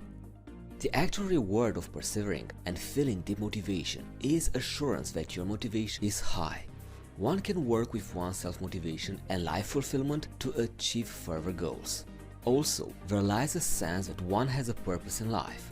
One has set a series of targets and achieved those goals. For example, a woman has always longed to be a dancer. She finds a real depth of life in the music and the movements. She works every day for hours on her routine. She understands the actions and she glides with the music, feeling its every beat. Her ultimate success, perhaps, is her performance at the end of a long string of practice. However, her real success is that her purpose has been reached. She wanted to dance. She wanted to feel whole, and thus she did. However, when this fulfillment and sense of self reaches this successful height, it's important to take a break. Everyone requires a recharge. Everyone deserves a few days to unwind, to take the cortisol levels down a notch in one's stress-haven brain. This break is in a sense a reward. This reward will exist the next time around when perseverance toward a goal seems nearly impossible. Remember, reward strokes positive outcomes, and life is not all work, no play. Forward motion is continual. After the initial goals are laid to rest, you must persevere toward a greater, higher field. Failure is a part of the road. Failure has happened before and it will happen again. Mistakes pushed toward continued education and continued knowledge. However, because you have already been fueled by motivation and pushed through the initial battle, you lead yourself with a sense of positivity, a sense that you have done this all before. Therefore, this positivity pushes to realms outside of your goal sector.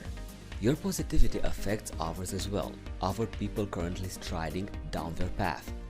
Positivity is a real fuel. It is a real fire that allows prosperity in the face of so much darkness. Because of this can-do goal-oriented attitude, you can eliminate the fear of failure.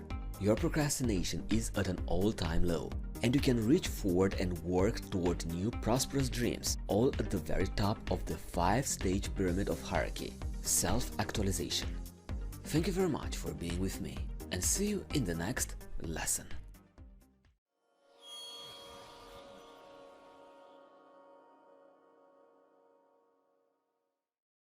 Your satisfaction in life depends on your level of empowerment. It depends on your knowledge on how much of your life you can control, how much of it you believe you can take charge of. When a person starts thinking that there is nothing he can do to change his circumstance, he becomes a victim. Sad and powerless, he becomes stuck in a downward abyss, unable to seek help, unable to move forward. No matter what the circumstance, you must learn to develop a sense of control. Remember that there are two types of environments, the outside and the inside environment. The outside environment is challenging to control as there are many factors which influence it. You cannot control the weather, you cannot control time, you cannot control other people. The outside environment is something which you need to learn to accept, something which you need to learn to predict. The outside environment is sometimes beautiful, but sometimes it can also be unkind. Whatever it brings to you, remember that you need to develop a sense of control. You develop this sense of control by understanding the strength and impact of your inside environment. Your internal environment is something you can completely take charge of. Formed of your attitudes and behaviors, your internal environment is where you make your decisions and build your personality. It determines who you are and what you decide to do. The idea of taking charge is truly very simple. Making good decisions requires wisdom, and being in control requires composure, patience, optimism, confidence, and self-belief. Think about your identity. Who are you? How you describe yourself? If you lived in a world where people don't have a name and people look the same, how could you be identified? Your notion of self determines your destiny. You become what you think, so never underestimate the power of your thoughts. Pay attention to how you think, what you do, how you act, and what matters to you. Think about the people you spend your time with, the tasks that take up most of your efforts. These things give you an idea of who you are and what you strive to become. Think about the answers of these questions. Do you think you are a good or a bad person? Are you especially good at anything? Are you content with yourself or unsatisfied? Do you love what you do? Are you a leader or a follower? Are you a thinker or a doer? Do you feel healthy or sick? Are you happy or sad? What do you strongly believe in? What are you passionate about? Do you know who you want to be or what you want to become? What are the things you are certain you will never do or approve of? What are things you want to do but you cannot? What are your regrets in life? What is the essence of life to you? Your answers to these questions should give you insights about your perception of who you are. Take a brief, honest moment to examine your thoughts and assess whether or not you are happy with your self-identity. If you say that you are happy, then you can stay the way you are, but keep in mind that there is always room for improvement. If you say that you are unhappy, do you know why? One thing is certain, there are things you need to change if you say that you are unhappy, and that includes your perspective. Alright, so in this lesson we've talked about our identity. Take an honest look at yourself and ask this question. Who are you? How will you describe your identity? If you live in a world where people don't have a name and people look the same, how could you be identified? Then take a closer look at yourself and ask those 15 questions. You will find them also in our resources section and at the end of this module. Thank you very much and see you in the next lesson.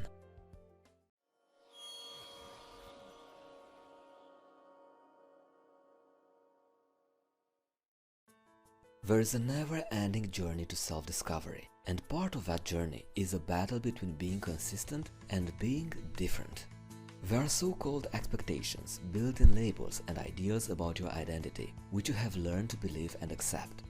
These labels may be a result of your personal history, your own reflection, the people you are surrounded by, the experiences you consider important, and to some extent, your environment and circumstances.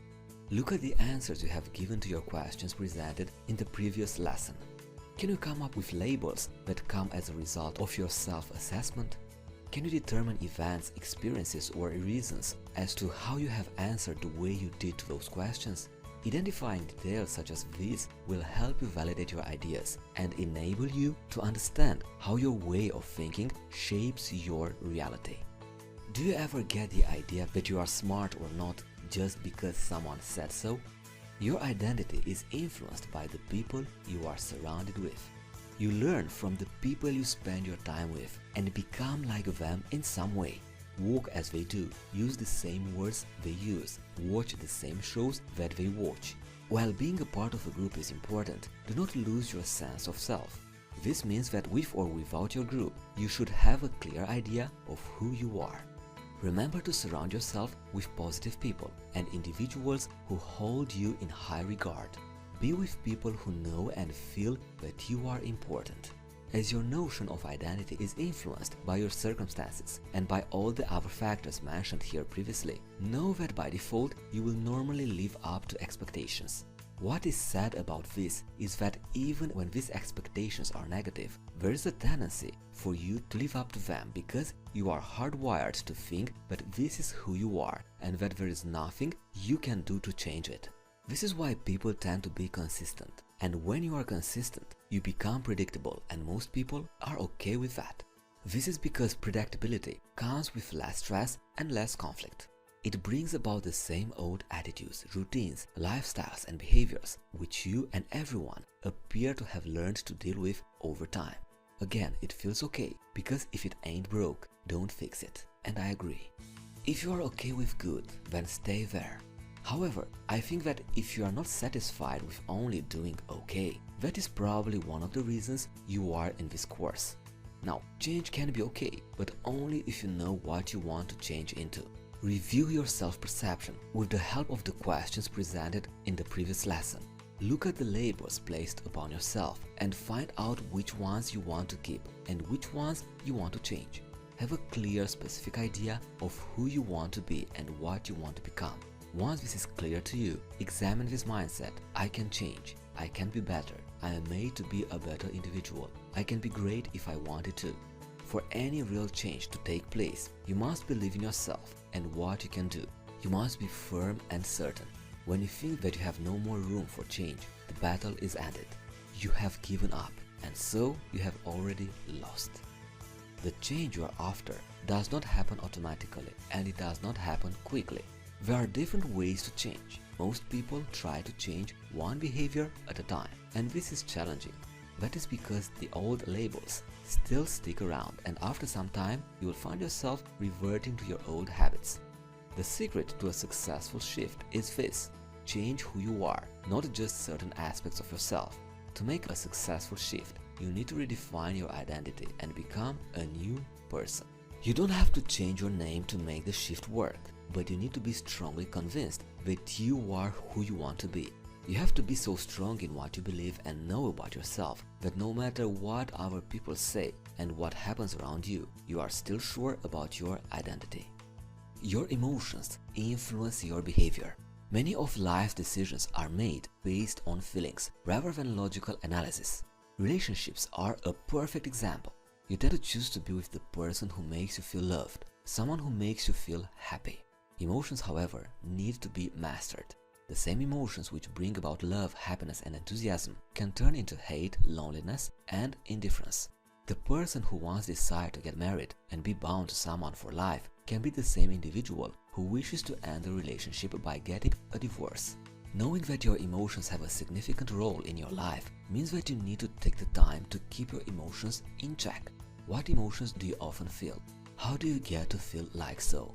Our feelings are based on how we interpret other people's actions towards us, as well as other circumstances such as the events that happen to us and around us.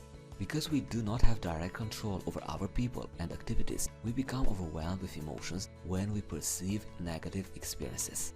The key to mastering emotions is to use one's feelings to do something great. You need to learn to use it to find more meaning in life. You need to find a way to benefit from your positive or negative emotion. Here is how you can do it in 5 steps. First, know how you feel. Don't deny your feelings. Acknowledge that they are there. Second, understand why you feel that way.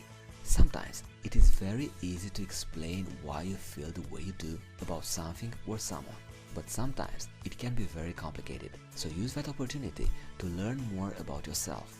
And once you have acknowledged a certain emotion or feeling, learn to accept that you feel that way. Third, find out what positive things you can do with how you feel. No matter how bad the situation is and how bad your feelings are, there are good things you can do with your life. For example, people who have experienced violence and abuse can choose to stay angry and sad. They may even act negatively towards others due to distrust or due to the idea of revenge. On the other hand, people who have experienced abuse may also choose to transform their feelings of anger to motivate actions that will help other people who may be vulnerable to the same situation or experience. Fourth, remember your past. Continually learn from your negative experiences and use your positive ones to establish strength and confidence. And the last tip, take action. Do something with how you feel. You can change the way you feel by what you think, say, or do. Look out for feelings or discomfort, fear, hurt, frustration, disappointment, guilt, hopelessness, and loneliness. These emotions are the catalyst for change, so make sure that the decisions you make to create the change are well thought and will contribute to creating a positive outcome. Refuse to be a victim of your negative assumptions, and instead be capable of choosing positive interpretations to the things that happen in your life. It will not always be easy, but it is a way for you to keep moving forward.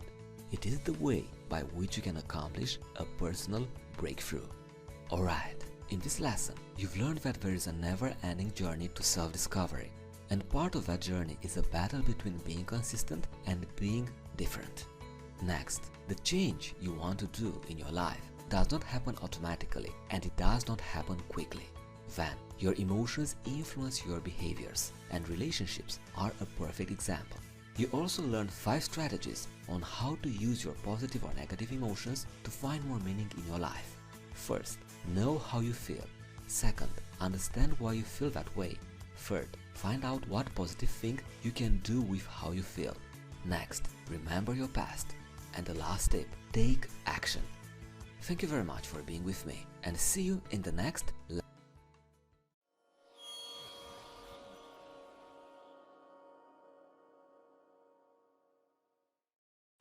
You need to take action every time you see that an area of your life appears to be stagnant. In life, you have 2 choices. Either you move up or you move down. You cannot stay in one place for too long. That is why you need to keep going forward. The higher your standards are, the greater the demands of commitment to action will be necessary to reach your goals. To be committed to taking action means finding your passion. If you are passionate about something, you normally have a lot of things to say about it. Of course, there might be highs and lows, but you are driven and motivated to work towards your goal because it gives you a sense of purpose, importance, and empowerment. Your thoughts, beliefs, ideas, and values all build the foundation of your actions and your habits. But goals, beliefs, and values without a commitment to action are empty. They can look and sound beautiful, but they are useless. Now, what is your road to success? You need a clear definition of success to take hold of it. While success might be different things to different people, it involves continuous improvement in the quality of the life you live. To continuously improve your life, you need to understand that growth must be consistent and that you do not define any moment as the day or hour where you stop striving to become more successful. As long as you live, you will search to become better and you will find joy in doing that.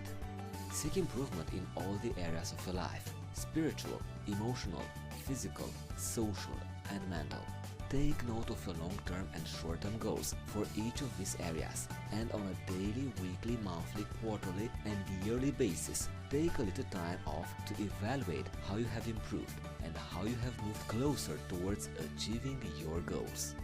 Your spiritual improvement will let you add meaning to your life. It will encourage you and push you to know that there is more to life other than yourself.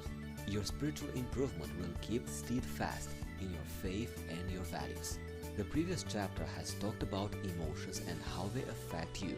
Bear in mind that it will be a constant challenge to keep your emotions under control. But when you learn to do this, you will value it highly. You will learn to recognize your inner strength and take pride in it. Others will notice it too, and they will admire you for it. In your quest of achieving your goals, never forget your physical health and improvement. Become better, become fitter, and look better. This has an excellent effect on your self-esteem. Set specific and measurable goals for your physical fitness. For your mental health, test your creativity. Never stop learning. Write down your insights. Use your knowledge to improve the quality of your life. Share your ideas with others, and as you learn about other people's ideas, continue to develop your own. The quality of your social life, the relationships that you have with those who matter most to you, will influence much of your actions. And since other people will change your identity, it is best to surround yourself with optimistic and successful individuals. You need to commit to continuous improvement. Taking action can be a one-time event, but if it's like that, there should be no expectation to see a significant improvement in your life. The challenge of lasting success is the ability to improve consistently. In other words, what you need is to ask these questions on a daily basis. What can I do better today? How can I be a better person today? What area of my life can I further improve? What can I do differently right now? What significant contribution can I make at work, in my family, in my community? Learn to make each day count. Look at your past with thankfulness at what it taught you, and with pride at what success it gave you. Visualize your future with amazement at what you can become. Enjoy your present, knowing that it is a result of your past and a springboard for your future success. You need to ask good questions for yourself. We all engage in self-thought and ask questions for ourselves. The questions we ask dictate our focus and influence our perspectives as well as our actions. Good questions are those that empower you. They let you think out of the box, look at solutions and gain different perspectives. They enable you to take a look at your resources, your abilities, and the potential in everything. Potential from you, from others, and your environment. They make you look at possibilities. They are the what-if questions, the same questions that the world's innovators asked and which help them create important things. You will know that you are asking the right questions when you are challenged to answer them. You come up with more ideas and you get to focus on what you can do instead of what cannot be done. Such questions will give you your eureka moments and they will provide learning and development. You know you are asking the wrong questions when the answers you get from them lead you to blame, self-guilt, frustration, anger, and depression. When you start being negative and ask, why can't I, instead of what can I do to, then you need to pause, re-examine your thoughts, and rephrase your question. Important words such as innovative, state-of-art, brilliant, unique are all derived from the idea of making a difference. It's up to you to make your life worthwhile.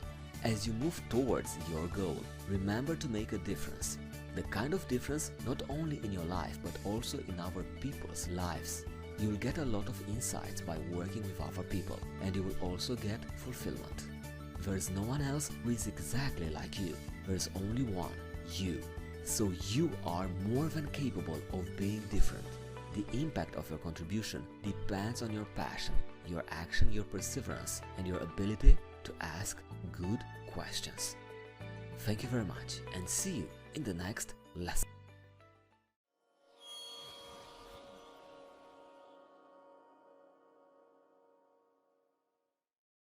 The information you focus on will determine your destiny. So choose your information wisely. TV and internet media reportage mostly focus on the bad news. Global warming, corruption, crimes, new diseases, bad financial markets, immorality, etc. You need to understand that the media represent a mean and a violent world. And while you can gather some useful information from the media that can help you become a more informed person, pay attention to the pieces of information you focus on. Ask yourself every time the following questions. What is the purpose of this information to me? What can I do with it? Only concentrate on getting information that you can use. Whatever it is that has no use for you will be a waste of time and a waste of your efforts. For instance, if showbiz gossips have no use for you, then don't spend an hour and a half watching those type of TV shows unless you believe you can use them. Second point, where has this information come from? Not everything that is printed or broadcast is real. What you read, watch or listen to may have several agendas. So who is behind it and what is the purpose of publishing a specific article? What is the motivation? For example, a tobacco company may sponsor a news article saying that cigarettes have no negative impact on your life. Watch out for information overload. How many of us spend more time online nowadays compared to the time spent on real people? Another thing to watch out for is strong emotional attachments to stories which can serve as an obstacle to your productivity. Sometimes a story is so compelling that it hits close to home and you are unable to direct your emotions to something positive. Be optimistic. Some people say that being optimistic is like being a dreamer, but this is not true. Being optimistic is the ability to visualize winning against all probabilities.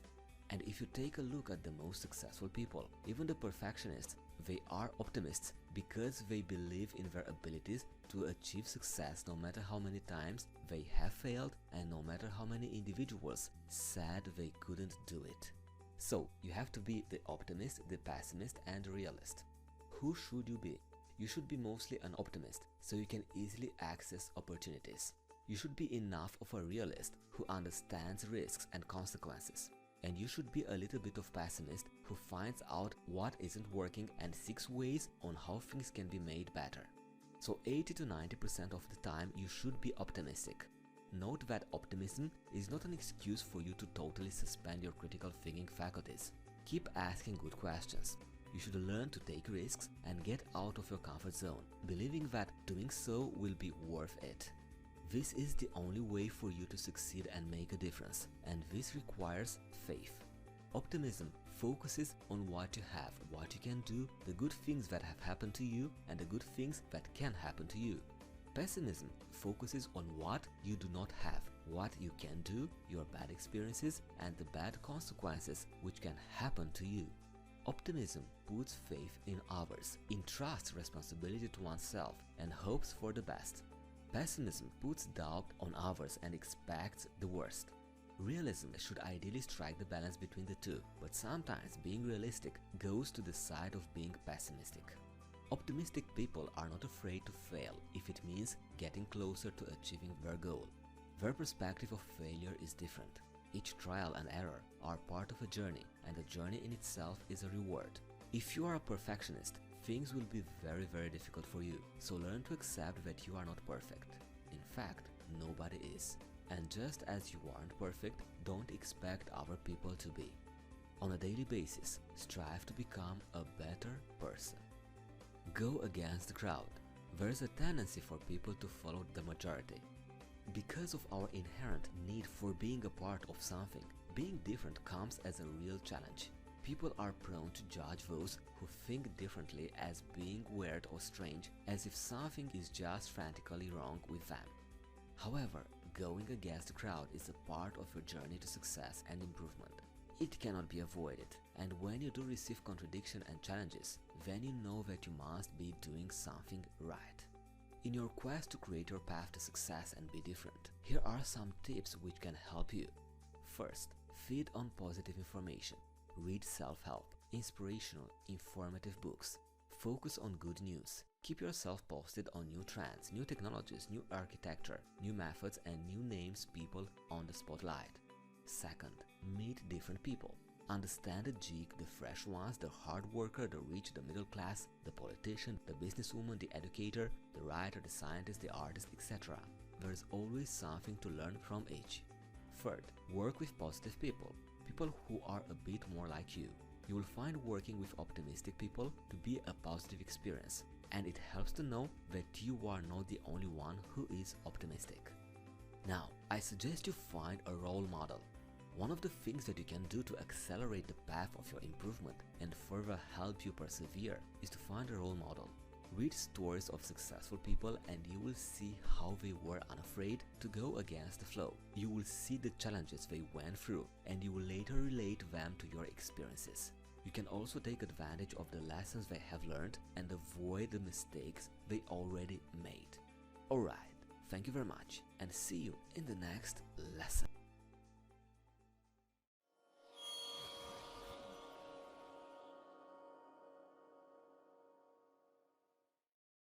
Change is a question of motivation, not ability. Your personal breakthrough will happen once you have mastered how to create the necessary changes in your life. The first step to personal discovery is to determine the kind of change that you want. Whether it is a change in feelings, such as become happier, more satisfied, fulfilled, or behavior, become more responsible, commit to exercise and healthy diet, you have to know what you want. Determining what you want is the only way for you to make precise plans and changes. If you do not know what you want to change into, on how you want to feel really, then your changes of accomplishing personal breakthrough will all be left to your outside environment. And in this case, it shouldn't even be called a personal breakthrough. It's just luck. Once you have a clear idea of what you want, you must now identify what keeps you from getting it. You need to be precise. Is it the fear of failure that stops you from starting your own business? Is it the cost of further education that prevents you from getting your college degree? If you do not know what is stopping you from getting what you want, then something is clearly holding you back. More often than not, it means that you have mixed emotions about what you want. It means you are unsure about the changes you want to make. It means that you are not convinced with your idea of personal breakthrough and change. And that will keep you from making any significant progress. The first step is to change your patterns by way of making interruptions. A part of mastering change is being aware of the patterns you need to disrupt to create change. For instance, if the behavior you want to change is smoking, learn to identify the scenario which leads you to smoke. If going to the ground floor of your office serves as a trigger to smoking, then try going somewhere else. Go and have your lunch in a different building where smoking is not allowed, or have lunch with a different set of co-workers for a change. This is a way to disrupt your pattern. The fourth step is to come up with an alternative. There's probably a reason for you to smoke. It makes you feel confident or makes you feel relaxed. It helps you socialize. So how you can get the same kind of results without posing a danger to your health? What activity or activities can take the place of smoking, yet help you achieve your desired effect of socialization, confidence and relaxation? You will be surprised at the many ideas you can get, from drinking tea and chewing gum to going to the spa and reading a book. Your list can be endless and you can have different alternatives for different days. Once you are done with these steps, remember to be consistent. Create a new habit or pattern using the changes you have incorporated in your lifestyle. Finally, imagine and visualize your success at implementing changes. Associate the changes you make with positive feelings. This is how you can ensure that you will not go on a relapse. Take pleasure in the changes you have made in your lifestyle. So what are the 4 steps in creating the necessary changes in your life? The first step is to determine the kind of change that you want. The next step, you need to identify what keeps you from getting it, that result. You need to be precise. The third step, change your patterns by way of making interruptions. Be aware of the patterns you need to disrupt to create change. And the last step, come up with an alternative. Alright, once we are clear with that, let's move forward. Let's continue our lesson. A significant concept that needs to be learned by anyone who wants to achieve a personal breakthrough is a person's natural aversion to pain and a person's natural inclination for pleasure. So what does this mean?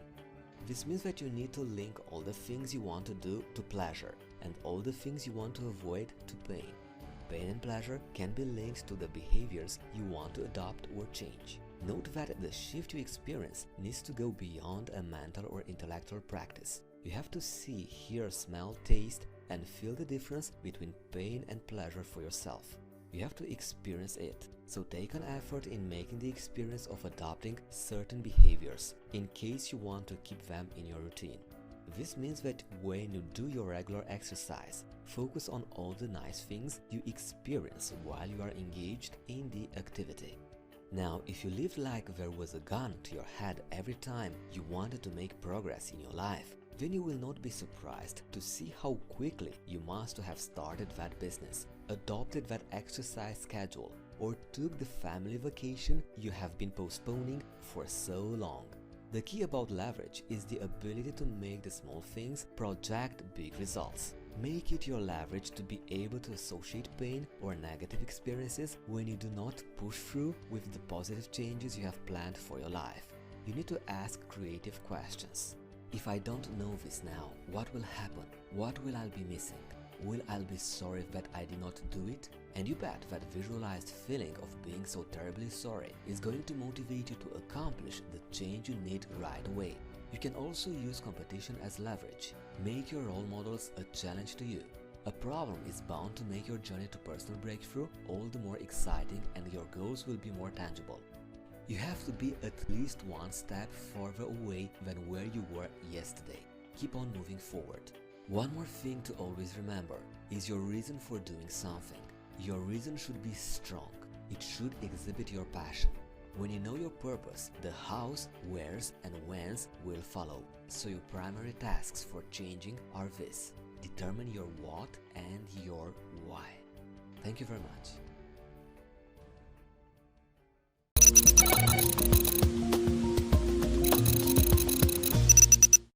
You have something special to share with the world. You have a burning desire to make, do, share, and create impact. But you also want to turn this something special that you possess into a business. Something that brings you money, stability, and satisfaction. And this is exactly what this course can help you achieve. Welcome to 10X Ultra Confidence. How to skyrocket your confidence in just 30 days. Having high confidence is arguably the single most important life skill to have for a truly amazing life. With this course, I want to provide you with the tools and techniques to convey incredible confidence to others while having nearly unshakable self-esteem. In this course, you will get a lot of insights, attitudes, beliefs, and techniques to build your confidence. You will learn 8 ways to identify high confident people, the secret language of rock-solid confident people, 11 exercises to consolidate your self-esteem and how to use them, or 9 simple ways to reconnect with your friends. Your confidence impacts literally and with no exaggeration everything, from whom you choose as friends, how you will raise your kids, to whether or not you will appreciate the wonders of your life. 10X Ultra Confidence contains more than 3 hours of full training, but you can pace it along your convenient timeline. Your learning adventure begins immediately after enrolling this course. Take as much time as you need and rewatch it as often as you like. There are no previous requirements necessary, and we only ask you to watch, learn, and implement. So take action, don't quit, and accomplish all of your goals with confidence.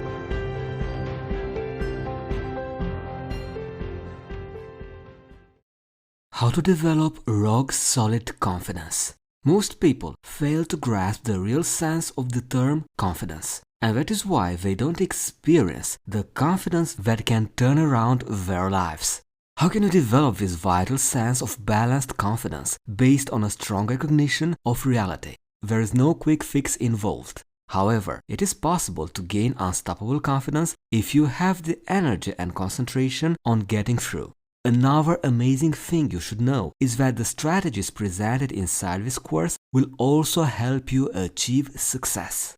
Confidence originates from real achievements, and no one has the power to take that away from you. So, before we start our course, here are 3 steps to building irreplaceable confidence. The first step, preparation. First, determine your starting point. Think about your life, things that matter to you, and what you want to accomplish in the future. Defining and achieving goals is an important part of this adventure. This is where real confidence originates. Use the process of goal setting to make achievable targets and then measure your successful realization of those goals. Second point, identify your accomplishments. Think about your life in general and list down some of your best accomplishments on a piece of paper. Maybe you got the top score in mathematics, played a lead role in your team at work, produced high sales figures, or completed a project ahead of schedule. Write these achievements into a neatly formatted document so that you can check it when you want to.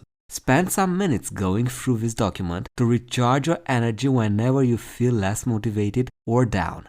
Third point, identify your resources. Here you need to explore your hidden strengths and your current position in life. Reflect on your present life and try to determine what your friends or family would think your strengths and weaknesses are.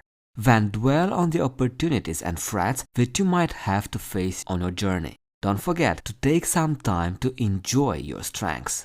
Next point, the future you. Imagine that your future self has unlimited confidence as compared to your current self. Try to picture how he or she walks, talks, moves, speaks, and gestures. Observe it, hear through its ears, see through its eyes. Feel what happens when you project unstoppable confidence. The part step of this preparation is to make a definite commitment to yourself that you will finish the journey and do everything possible to achieve that ultimate confidence. The second step, immersion. Begin with easy small achievements and continue your journey on the path to success. Here you need to define your goals and schedule them. Start with small, simple goals. Make a habit of setting, achieving, and celebrating your goals. Avoid making challenging goals at this stage, as it will make it difficult for you to move on. And then pile up the successes. The important thing to remember at this stage is that goals are most effective when they have deadlines. So imagine yourself 5 or so years into the future, leading your dream lifestyle. What have you achieved? How is your home like? How do you spend your time with? How is your business or your career like? Focus on the answers to these questions and then write down the skills and accomplishments you want in the future. Next point, model confidence. Gain confidence from someone you think has high confidence levels. Get to know them closely or spend time with them. The key here is to get your mind connected with them as much as possible. The better you understand their values, attitudes, and beliefs, the more efficiently you can borrow confidence from them. And the last step, acceleration. By this moment, you will feel your confidence growing. You are ready to do things differently, accept new challenges, and interact with almost anyone. You as well as others can notice a positive difference in your walk, style, gestures, and more importantly, your personality. After all, every aspect of your character now projects unlimited confidence. Now it's time to set bigger, complex goals. Expand your responsibilities. Extend your skills. Alright, that was our introductory lesson to our course, How to Develop Strong Confidence. There are 3 steps involved. First, preparation. Here you need to determine your starting point. Identify your accomplishments. Identify your resources. And imagine the future you. The second step, immersion. Here you need to define your goals and schedule them. And then model confidence. The final step, acceleration. Alright, that was the introductory part of our course. Now let's start with the first module. What confidence really is. I can promise it will be a very challenging module for you. Thank you very much and see you there. The strategy that I'll be discussing with you in this lesson is called the 4-step strategy. It will enable you to notice negative thought patterns. Once you become aware of those thoughts, you can block them from becoming a constant part of your beliefs and views. You can easily learn and implement this strategy and make it your second nature. With this powerful technique, you can develop high confidence and alter your life permanently for the better. So, here are the steps. First, practice mindfulness. Second, stop negative thoughts. Third, replace them with positive thoughts. And fourth, continue until it becomes your second nature. The first step, practice mindfulness. Pay special attention to what you think and feel. Be aware of the way you respond to people and different situations. As you become more attentive to these factors, your mind is better able to see and observe things more efficiently. you are then less likely to make illogical decisions. Mindfulness improves your understanding of yourself and everything around you. It is the first step you can take towards the development of incredible confidence. The second step for a rock confidence is to stop negative thoughts. We are not machines. Though a bit difficult, it is possible to decide consciously how to think. If you want to build your confidence, you need to start changing your thinking patterns immediately. Whenever you find yourself having negative thoughts, interrupt yourself and ask, am I thinking negatively again? Why do I find it so hard to think positively? Is my conversation often filled with judgment and despair? When answered truthfully, these questions can help you become aware of your true nature. Stop yourself at this point and make a conscious effort to avoid thinking negatively. In the next lessons, you are going to find out what words to eliminate from your vocabulary and what empowering words to add instead. The third step, replace those negative thoughts with positive thoughts. If the answers to all questions discussed previously are yes, ask yourself, what has my negative thoughts have given me so far? How confident would I be if I had more positive thoughts? Write down at least 5 differences that positive thinking pattern would make to your life. Learn to control and manage your thoughts so that you talk to yourself in an encouraging manner in all situations. Yes, it might require you some practice, but it is possible. Practice using sentences which start with positive phrases, such as I do, I choose, I can, I am. And the fourth strategy, continue until it becomes your second nature. Once you are able to identify, interrupt, and replace your negative thoughts with the positive ones, say to yourself that from now on, you will never use discouraging terms, such as I can't, or I'm not sure, or I'm unable. Make sure you never put yourself down. Everything is achievable. All you need is hard work. In the end, one of the most powerful affirmations you can make is yes. Say it frequently and enthusiastically. Accept every challenge or problem and put in your best effort to make it work. Thank you very much and see you in the next lesson. Imagine yourself interacting every day with the people you like, acing an important exam, having a terrific speech in front of a large audience. How do you feel? That would be pretty epic, right? Well, this is entirely possible, and during the next minutes I'm going to show you how you can do it. You know, it's not by faking your personality or surrounding yourself with expensive accessories. Let me tell you a secret. Confidence is not a thing. It is not something that you can inject into yourself. You can only act confident or behave in a confident manner. If you behave in a confident way, you have confidence. On the other hand, if you behave in an uncertain way, you lack confidence. Simple like that. So what confidence actually is? Well, it is just a process that you perform inside your mind. Once you understand that all this happens in your mind, one of the most important things is to realize that it is possible to control this process. Here is the language of rock-solid confident people. If you listen to yourself and others carefully, you will observe that the vocabulary of confident people is entirely different from those who lack confidence. A vast majority of people speak reflexively, so they usually don't give it a much purposeful thought. Per se, these routine language patterns signify an individual's mindset. In addition to reflecting an individual's mindset, language emphasizes his or her thinking. This implies that by changing your language, you can emphasize new thinking patterns and start seeing a new perspective. The more you do this, the more confident you will become. The key here is to integrate positive vocabulary into your daily life. With the right vocabulary, you change not only your mindset but also your overall life. So what is positive vocabulary?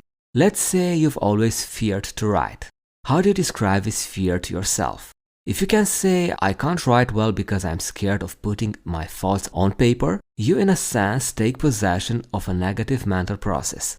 Can you explain what actually happens inside your mind? Well, when you think about a certain action, your mind runs a process that you label as fear. And when you understand this sequence of events, you will certainly feel better realizing that what you initially considered a fear of writing, for example, is just a mental process. Try describing other such negative emotions.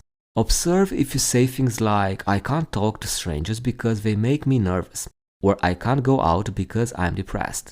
Instead of saying, I feel scared, explain to yourself what is actually happening. My current thinking pattern is making me feel scared. It may sound a little complex at first, but as you practice this technique, it not only makes sense, but will also enable you to feel free. So change your life by adding the right phrases in your vocabulary. Before we jump into the next lesson, here are the main key takeaways from this lesson. You've learned that confidence is not a thing. It is not something that you can inject into yourself. The second point, the vocabulary of confident people is entirely different from those who lack confidence. The key is to integrate positive vocabulary into your daily life. And the third point, you can change your life by adding the right phrases in your vocabulary. In the next lesson, you are going to find out the 4 killer words that once deleted from your vocabulary, it will skyrocket your confidence. You're also going to find out what are the confidence boosters. So see you there. In this lesson, we are going to have a look at the words that a confident person doesn't use. So let's start. The first word is hope. This is the first word that you might not see any confident person using it.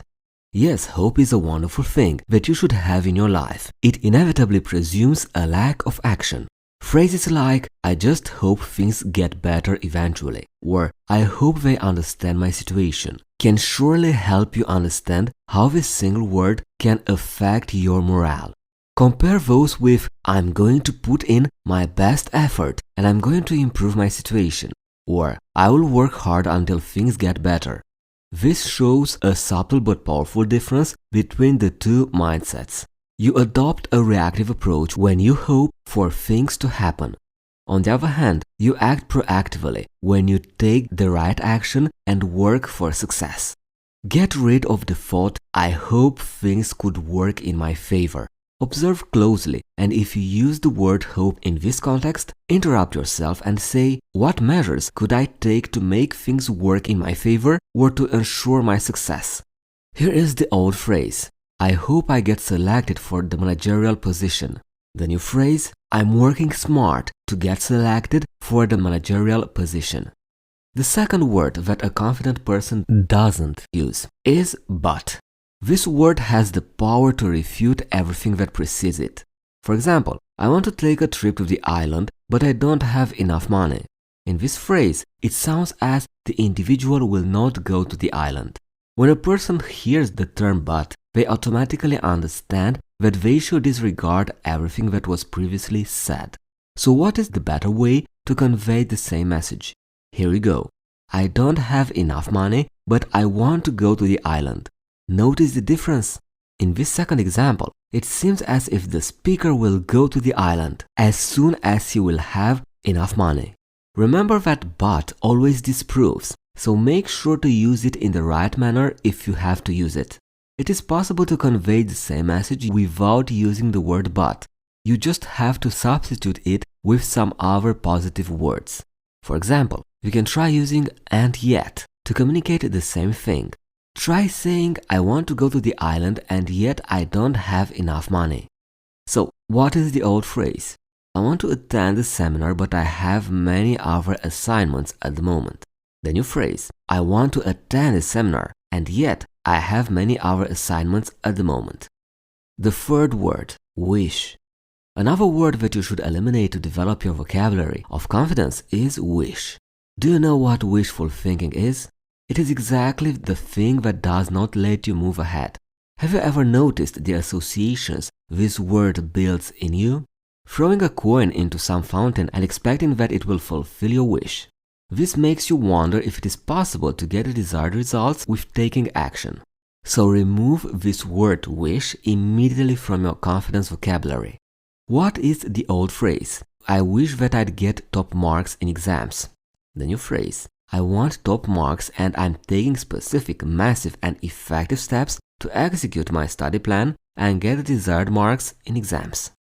And the last set of words that you should eliminate from your vocabulary is would, should and could. These are usually considered interchangeable terms, but they all are not a good addition to your vocabulary. As we discuss each of these words, you will see how their use can decrease your confidence. You will also learn how you can replace them with better words that can propel you towards success. First, could serves as an impediment to your success. If you see someone saying, "I could work on that project," ask him or her, "Then why don't you?" By using this word, you emphasize that a condition is associated with your action. I could set up and grow my business to new markets. I could make more people use my products. I could talk to strangers easily. Could presumes that some condition is stopping you from achieving all that, so get rid of it. The old phrase, "I could try writing a crime novel for book lovers." The new phrase, "I can write a crime novel for book lovers." The second word, would, refers to some conditionality. You can't call it absolute, and that is why it takes confidence out of your conversation. When you use this term, you unconsciously give some reason to not pursue your dream. For instance, "I would go for that job interview and work for a big organization." This conditional would gives certain presumptions that something is stopping you from following your goals. So eliminate this word to add certainty to your conversation. The old phrase, "I would go on the tour with you if only." The new phrase, "I will go on the tour with you." And the third word, should, is the worst of these three terms. It indicates that there are some expectations involved, and you don't have much choice in the selection of your behavior. Consider this sentence. You should be working on this task right now. Ask yourself, you should be working on the given task according to whom? Whose expectations do you need to fulfill? The truth is your own expectations hold the maximum importance for you. After all, you need to lead your own life, make your own decisions. Using the term should is like making yourself a hostage and limiting your options. If you think that you should take certain actions in any situation, then you are not trying to explore other options. And this limiting perspective can become detrimental to your progress. The old phrase, "It is getting dark and I should leave now." The new phrase, "It is getting dark and I choose to leave now." Alright, so far we've discussed about the words, but any confident person doesn't use them. They are hope, but, wish, and would, should, could. Right now, we're going to talk about the confidence boosters. After discussing the words that no confident person uses or should use, it's time to take a look at the words that not only signify a person's confidence, but are also used to encourage others. As you make these words a definite part of your vocabulary, your thoughts and speech, you adopt an effective approach to skyrocket your confidence. The fundamental principle is that these words depict your confidence and show that you know your aims and targets. The following list contains some of the best words that should be in your vocabulary to give you a great confidence boost. They are absolutely, definitely, undoubtedly, guaranteed, sure, naturally, obviously, assuredly, certainly, without a question. So how do these words work and create an impact on your thinking and personality?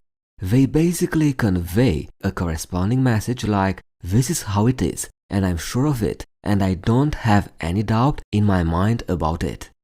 As you start using these words in your regular communication, your mindset and thinking pattern will change in the same way.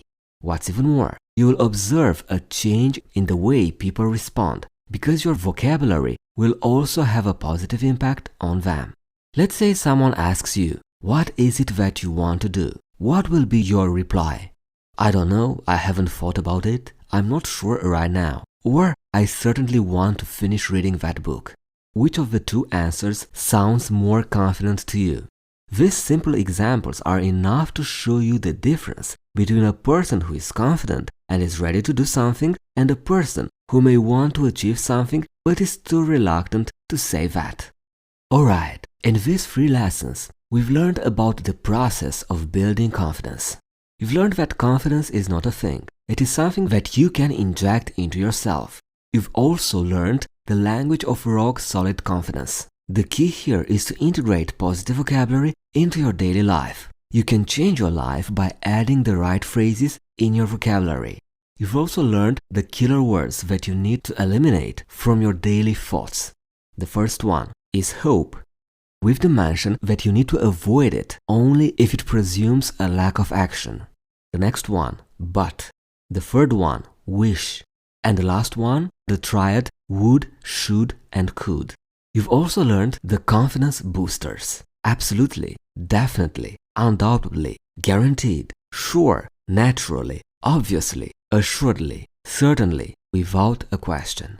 That's it for this lesson. Now ask yourself, what word are you going to eliminate from your vocabulary, and what word are you going to implement to use more frequently into your vocabulary, which will skyrocket your confidence?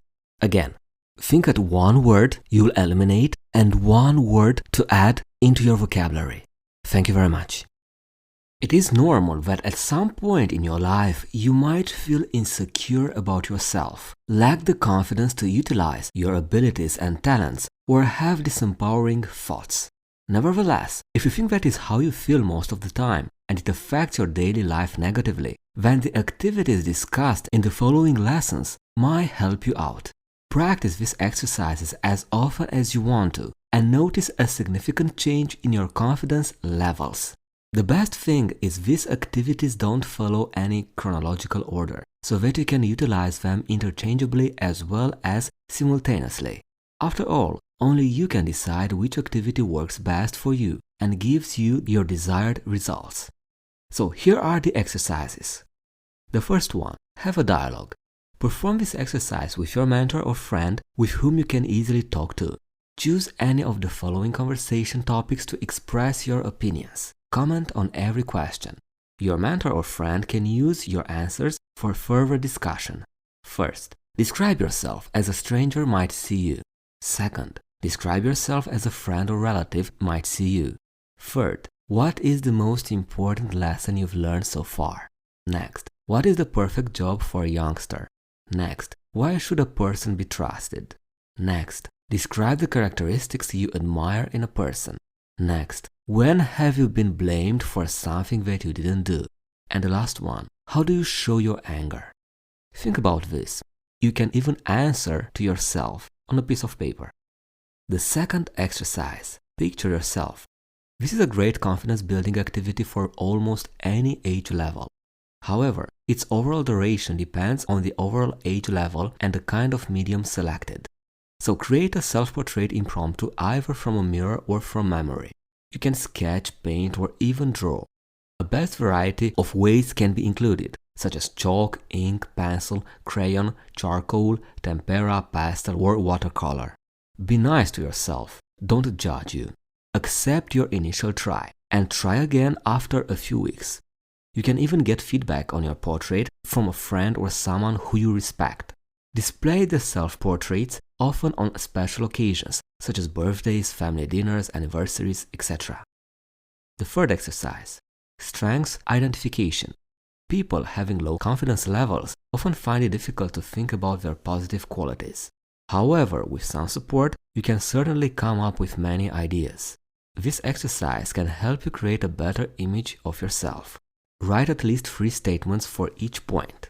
Compliments people have given me, things I am better at, things I like about my appearance, challenge I have overcome successfully, things that make me different from others, things that others thank me for, when I made others happy, when I helped others. The next exercise, the mirror exercise. In this activity, you can reveal and discover many positive things about yourself. Sit or stand in front of a mirror for a minute and think about things that you like about yourself. These things can be related to your physique, personality, abilities, skills, relationships, appearance, or anything at all. Say all the things that make you feel good about yourself loudly. You can ask a friend or family member to note down the things you say.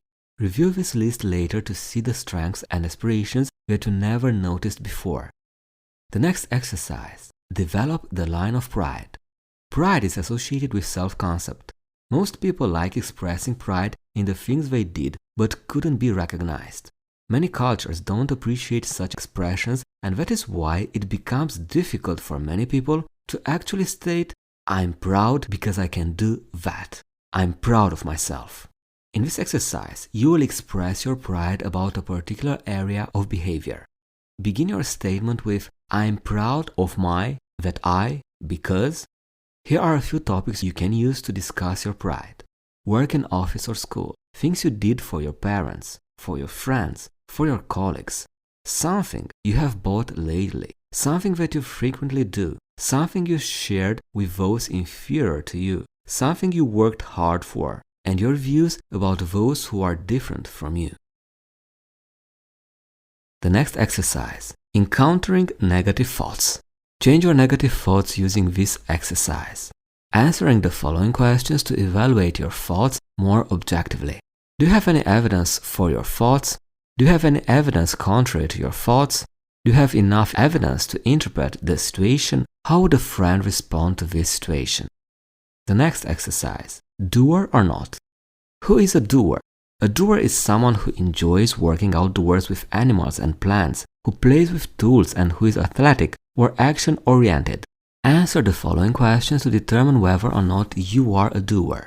Once answered, use your responses to figure out how you can improve your weak aspects. First question. Do you enjoy being outdoors? Next. Do you like to work with tools and equipments? Have you ever taken apart and then reassembled mechanical equipment? Do you like animals or plants? Which would you prefer, working at a comfortable desk or a physical activity? Do you play sports? Is physical fitness important to you? Are you a quick learner? Can you work in teams or groups? Can you understand processes from drawings and pictures? The next exercise, gratitude rehearsal. People who practice appreciation and thankfulness have lower levels of stress and depression. They are content with their relationships. Also, they enjoy long-lasting benefits. A few recommended activities for gratitude rehearsal include writing an appreciation letter and thanking someone important. Think about a person who has played a decisive role in your personal or professional development, has done something good for you, or whom you would like to appreciate for his or her efforts. Write an appreciation letter with explicit details about the things you want to appreciate about them, and send it afterwards. The next exercise, presenting your life story. While performing this activity, you will write your life story in 3 different parts, including your past, present, and future. Presenting your life story can help you build a sense of purpose that can further contribute to your satisfaction. Be creative, but make sure you identify your personal strengths in every section. In the past section, describe all the challenges you overcome and the strengths that played an important role. In the present section, describe your current life and explain how it is different from your past. In the last part, discuss how you visualize your ideal future and how you intend to achieve it. The next exercise, positive experience identification. Make conscious efforts to identify situations when you displayed different positive characteristics. Write about a time when you showed kindness, courage, selflessness, wisdom, determination, sacrifice, love, and happiness. By thinking about these experiences, you'll be able to remind yourself that you still have the potential to be productive and confident. And the last exercise, knowing yourself.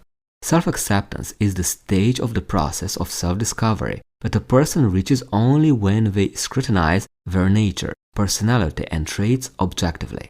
On doing so, they understand that their strengths are far greater and better than their weaknesses. So take a look at the following questions and answer them truthfully. With this exercise, you can validate your positive self-perception. List 3 things that you like about yourself. List your top 3 strengths. Give 3 reasons why it is important for you to build confidence. List 3 incidents when lack of confidence had an impact on your life. List 3 activities that, in your opinion, can make you a stronger and better person. Alright, those were the 10 confidence-building exercises. I suggest you to pick between 1 and maximum 3 exercises and do them for 1 month and see the results. If you have any questions, I'm here to help you by email or inside the activities. Thank you once again. Happiness and confidence are 2 related emotions people will always strive for, consciously or not. Inside this lesson, I'm going to give you some exercises on how to become happier by building healthy relationships with others. So let's start. The first exercise, identifying strengths. The first point of action when building a relationship with others is identifying their core strengths and giving them opportunities for using them. For example, when someone's core strengths are kindness and creativity, building a relationship through those strengths will make the bonds more solid. Every single person has 4 or 5 core strengths that make them real and human, and knowing those qualities from close relatives and friends will make both parties appreciate each other more and consequently become happier with themselves. In a healthy relationship, the strengths of the members are the base and focus for inspiration and for bringing out the best in each other. The second exercise, walking in their shoes. Are we usually as equally permissive to others as we are to ourselves? Do we accept other people's excuses on the day-to-day situations when we make the same excuses and expect others to accept them? Another call of action for stronger and healthier relationships with other people and oneself comes from a sense of empathy and understanding. People tend to underestimate the circumstances of others while overestimating their own. So it is important to feel compassionate and considerate towards other people's actions before thinking less of them or judging them by their decisions. It's important to give to those who surround you the opportunity to act on their own and putting yourself in their position to understand their situation. So this action will result in either feeling empathetic and agreement with the person or offering advice for better behavior, both of which will help strengthen the relationship and feel more self-appreciated. The next exercise, how to become happier by helping someone in need. As Winston Churchill said, we make a living by what we get. We make a life by what we give. There's no arguing that people who receive are happy and grateful, but on the other hand, individuals who carry have been scientifically proven to become more comfortable after their good deeds. Of course, a small act of generosity might not change the entire course of the world. On the other side, it will reap, in fact, the benefits for both the recipient and the benefactor, a win-win for both parts. And in many cases, more often than not, recipients will want to pay it forward by doing another act of kindness for someone else. The next exercise, how volunteering boosts self-esteem levels. It might not be a common thought, but helping others with a selfless and humanitarian attitude brings an extensive list of benefits for your self-appreciation and happiness. These are some of the most relevant benefits of volunteering, from improving health to building stronger relationships with others. Benefits for the mind. Volunteering is often recommended by therapists and psychologists to help improve mental health. Helping others comes with a feeling of accomplishment and self-realization that boosts self-confidence and makes the volunteering have a more positive sense of identity. Benefits for the body. Depending on the type of volunteering work, most of those activities involve some physical element outdoors, which can be beneficial for your health. Besides all the emotional and mental advantages, several studies have shown that volunteer work can also improve your lifespan. It reduces the chances of heart disease, lowers blood pressure, improves memory, and reduces any muscle pain, according to experts. And finally, benefits for social skills. Building new healthy relationships is proven to boost self-confidence and self-esteem, and volunteering is an effective way to do so. When working for a common cause, people relate and create a bond that improves social skills. Also, volunteers connect in a special way to the community or organization they are dedicating their time to, which can also be an excellent way to build powerful networking and bring benefits to their personal and professional lives. Developing social skills and creating a community of close people will lower the chances of depression to a great extent. Therefore, participating in charity events and volunteering cuts out any signs of depression while lifting self-esteem. Let's continue our lesson on how to build healthy relationships. The next exercise that you could do is this one. Little things matter. Vacuum sometimes, buy flowers, cook a meal, and take out the trash. When you hear that a friend or a family member has a problem, simply say that you are always willing to listen if they wish to talk. Remember that none of us are islands. We all need a helping hand sometimes or a shoulder to cry on. Friends and family are affiliation groups from which we receive affirmation for our sense of self. This goes both ways. They receive confirmation from us also. When we do not show our depth of caring, then others may feel that they are unworthy. We have to show them that it is not so. So roll up your sleeves and wash the plates. There are so many ways to help. Fix your mother's computer or drive a careless friend to work. It's up to you. But remember this, little things matter. The next exercise, the unique you. Everybody is different. Your difference is something to be happy about. You are an individual and there is nobody else who can be what you are. So think about your talents. What are you good at? What do you enjoy? What do you derive the most pleasure from? What are your goals and dreams? People may tell you that you should do this or do that, but there is no need to conform to any of these expectations unless you really wish to. Only you know what is best for you. Passions are necessary. Your passions will fill you with joy, and they will make you want to live, to wake up and greet the day, to seize opportunities.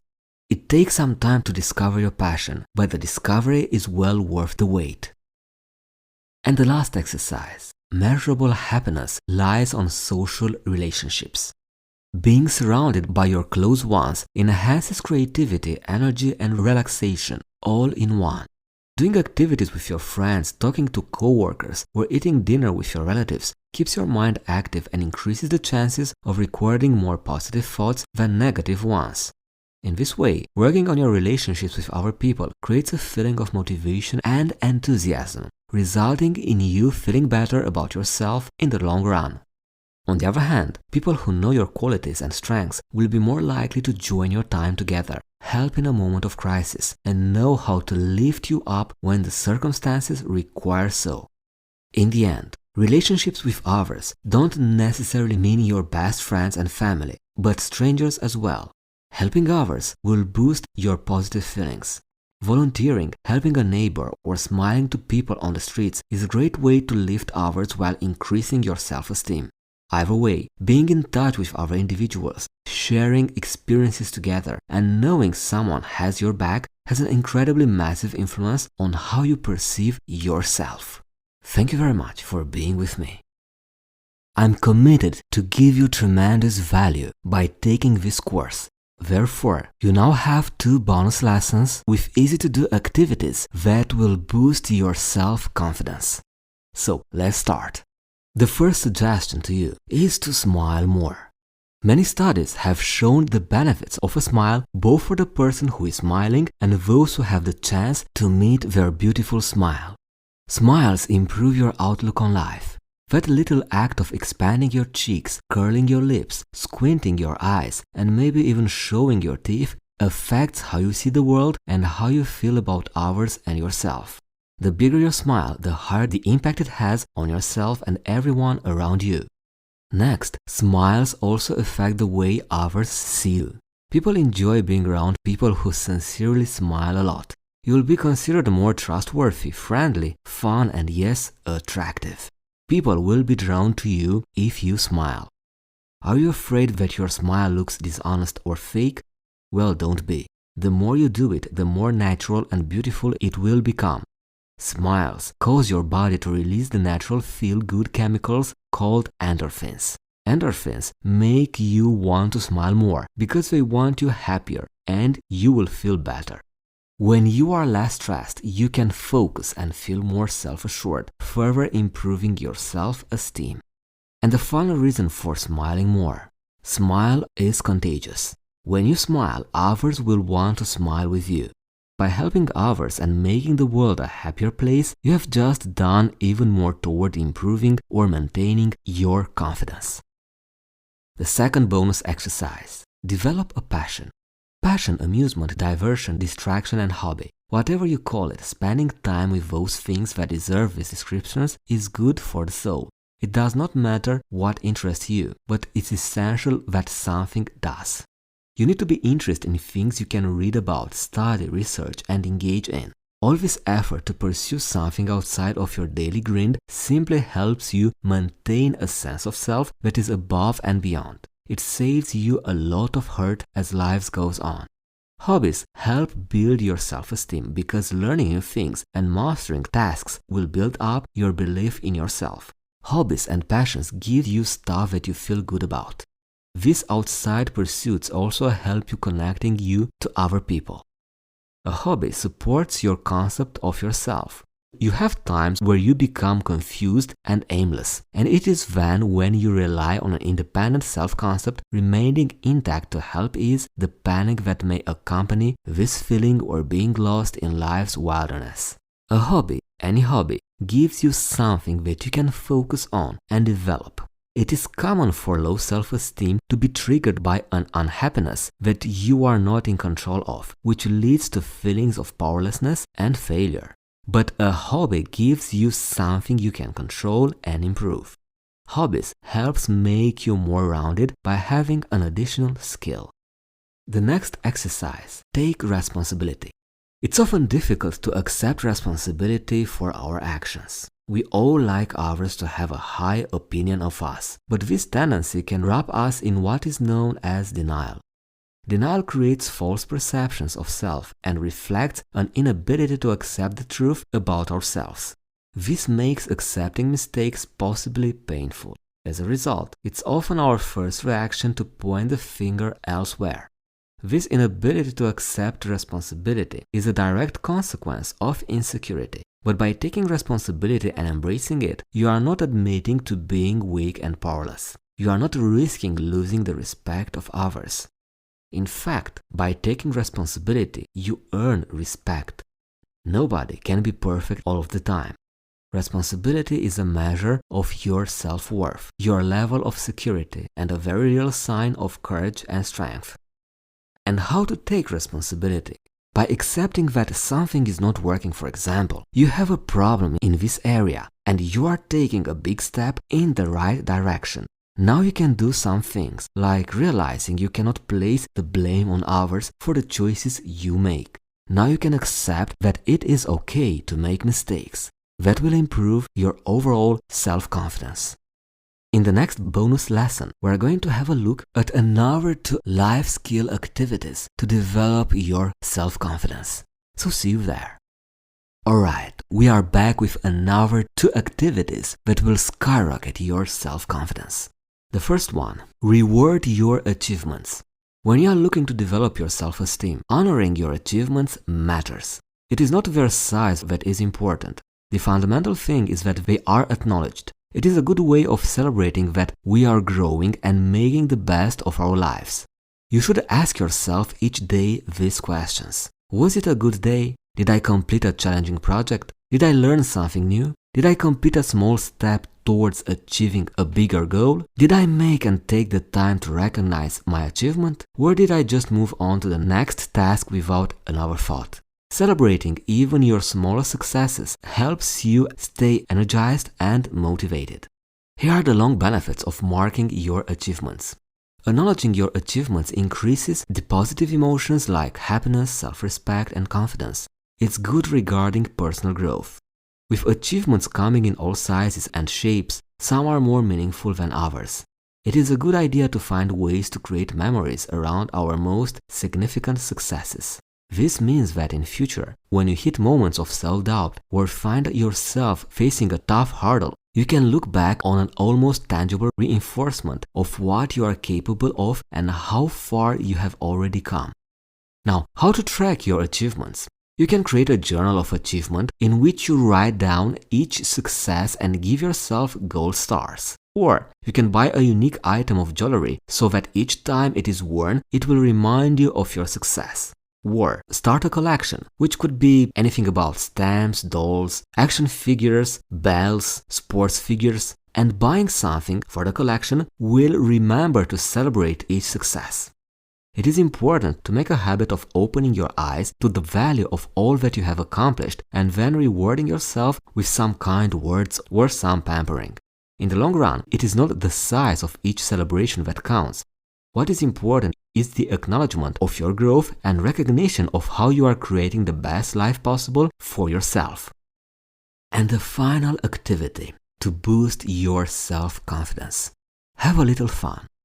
If you are relying solely on your mastery of job, task, or skill to maintain your self-esteem and feelings of worth, sooner or later you are going to find your self-esteem on a sandy foundation. So find things that you love to do for pleasure and fun, and do them as much as you can. The benefits of this are boundless. When you are doing what you love, then you will see benefits to your mood, your outlook, and your health.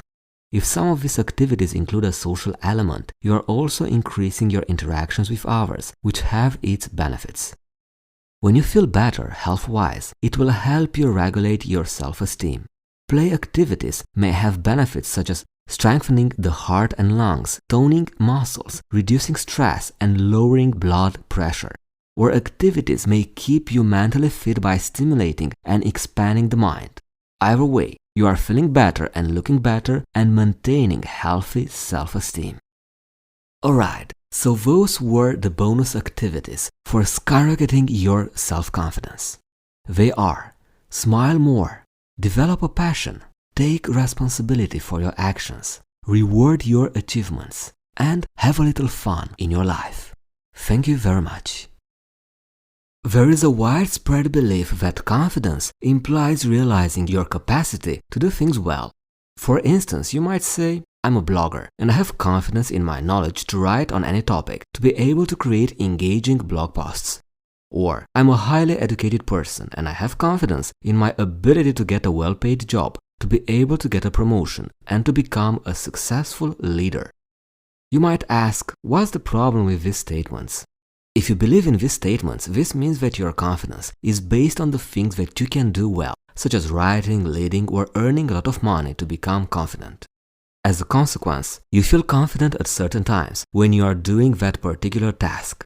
That means that if you have a successful blog and you do it well, you can feel confident during the moment you have highly engaging blog posts or when your subscribers buy your products. The rest of the time, you simply won't. This is how most people limit the time they can feel confident. This explains why a vast number of individuals become obsessed with certain projects. They feel positive about themselves only when they are doing that task or using their knowledge. True confidence doesn't come from outside. Instead, it is developed from within. It starts with a commitment you make to yourself, a commitment that you will achieve whatever you need to succeed in life. The foundation of confidence is based on the belief you have in yourself, not in the results you may or you may not realize. No matter how much you accomplish in life, if you can't find enough confidence within, then all those outside achievements simply won't mean anything. To sum up, real confidence is the belief you have in yourself that no matter your circumstances, you will face every obstacle to achieve your purpose. Confidence doesn't represent your actions to achieve a certain purpose. It reflects your willingness to act. So, let's have a look at why confidence matters in your daily life. When you act, move towards your goals, and make the right connections, you have greater chances to get significant results and reach your targets. Although if you don't have the same confidence, you usually get lost. It is almost as if you don't have any goals at all. Having true confidence, particularly in the context of working to achieve your objectives, is vital. After all, lack of confidence can block your progress and prevent you from pursuing your dreams. An important part of your success depends on how confident you really are. In the end, before we move to the next lesson, I would like you to take this idea with you. True confidence doesn't come from outside. It is developed from within. It starts with a commitment you make to yourself, a commitment that you will achieve whatever you need to succeed in life. Thank you very much. Confidence expresses different things to different people. Thus, it evokes different feelings and reactions within people. While it is easy to know what confidence means, it is even easier to link it with certain negative emotions and human responses. In the next minutes, we will define the terms that are often wrongly connected with confidence, so we are all on the same page. What is confidence versus arrogance? Though arrogance is an entirely different attitude, it is often mistaken for confidence. Have you ever seen those people with a massive body, overdeveloped muscles, and who push their chests out intentionally? Such individuals represent arrogance and not confidence. The reason being confident starts from within, and when you are truly confident, you don't need to demonstrate it to the world. Have you ever seen Sylvester Stallone or Arnold Schwarzenegger bragging? Of course not. They have a powerful yet quiet confidence that doesn't need any proclamation. Real confidence allows you to live your life peacefully. Confidence helps you learn how you make others feel good only because you can. Now, confidence versus overconfidence. Let's say you are in front of 500 people and you need to give a speech on an unusual topic. If you know your limitations and are realistic about your chances of failure, you are confident. You are aware of your vulnerabilities, know that you should prepare yourself before giving the speech, and accept all the possible consequences. It is called confidence. Overconfidence appears when you ignore all risks of failure. You understand that you can't deliver an impromptu speech, but you still don't prepare and rehearse, and ignore even the smallest probability of failure. In situations like this, you act like an overconfident person. This usually happens when your beliefs exceed your abilities. Such people tend to undervalue the risks to which they are exposed. Alright, inside this lesson, you've learned that confidence expresses different things to different people. Thus, it evokes different feelings and reactions within people. In the next lesson, we are going to find out the basics of low self-confidence. So, see you there. What is the difference between high and low self-confidence? It is simple. People who describe themselves, their accomplishments, relationships, and all other associations in a negative way, they may have little self-esteem. Yes, we all do some of that at some time in our life, but people with low self-confidence think negatively about themselves on a regular basis. This ultimately causes an adverse impact on their personalities and lives. So, here are the causes of low self-confidence. The experiences you've had in life forms your opinions. These experiences further let you understand your nature and personality. If you've had negative experiences, your views about yourself tend to be negative as well. Significant experiences that form your beliefs about yourselves usually, but not always, happen early in life.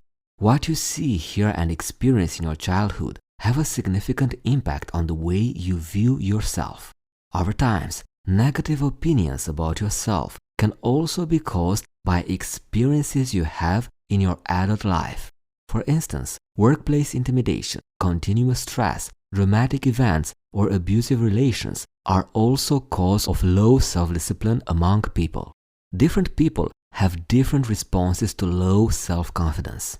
Some people might have more physical effects, while others might observe negative thinking patterns.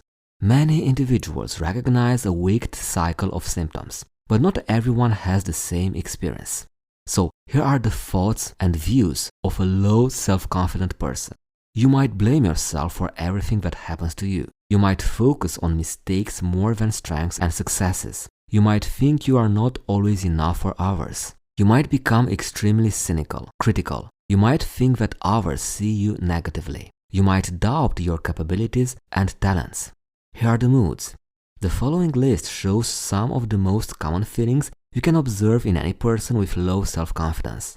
Sleep issues, tiredness, appetite changes, or fatigue. Alright, in this lesson, you've learned about the differences between high and low self-confident person.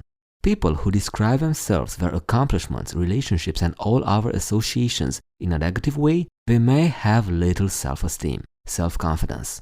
But also remember this, people with low self-confidence think negatively about themselves on a regular basis.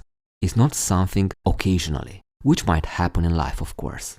Thank you very much for being with me, and see you in the next lesson. Confidence is a broad notion. For most of you, confidence is the trust you have in yourself, another individual, or an idea. The best thing about confidence is that it doesn't involve any official measure. You are confident as long as you feel confident.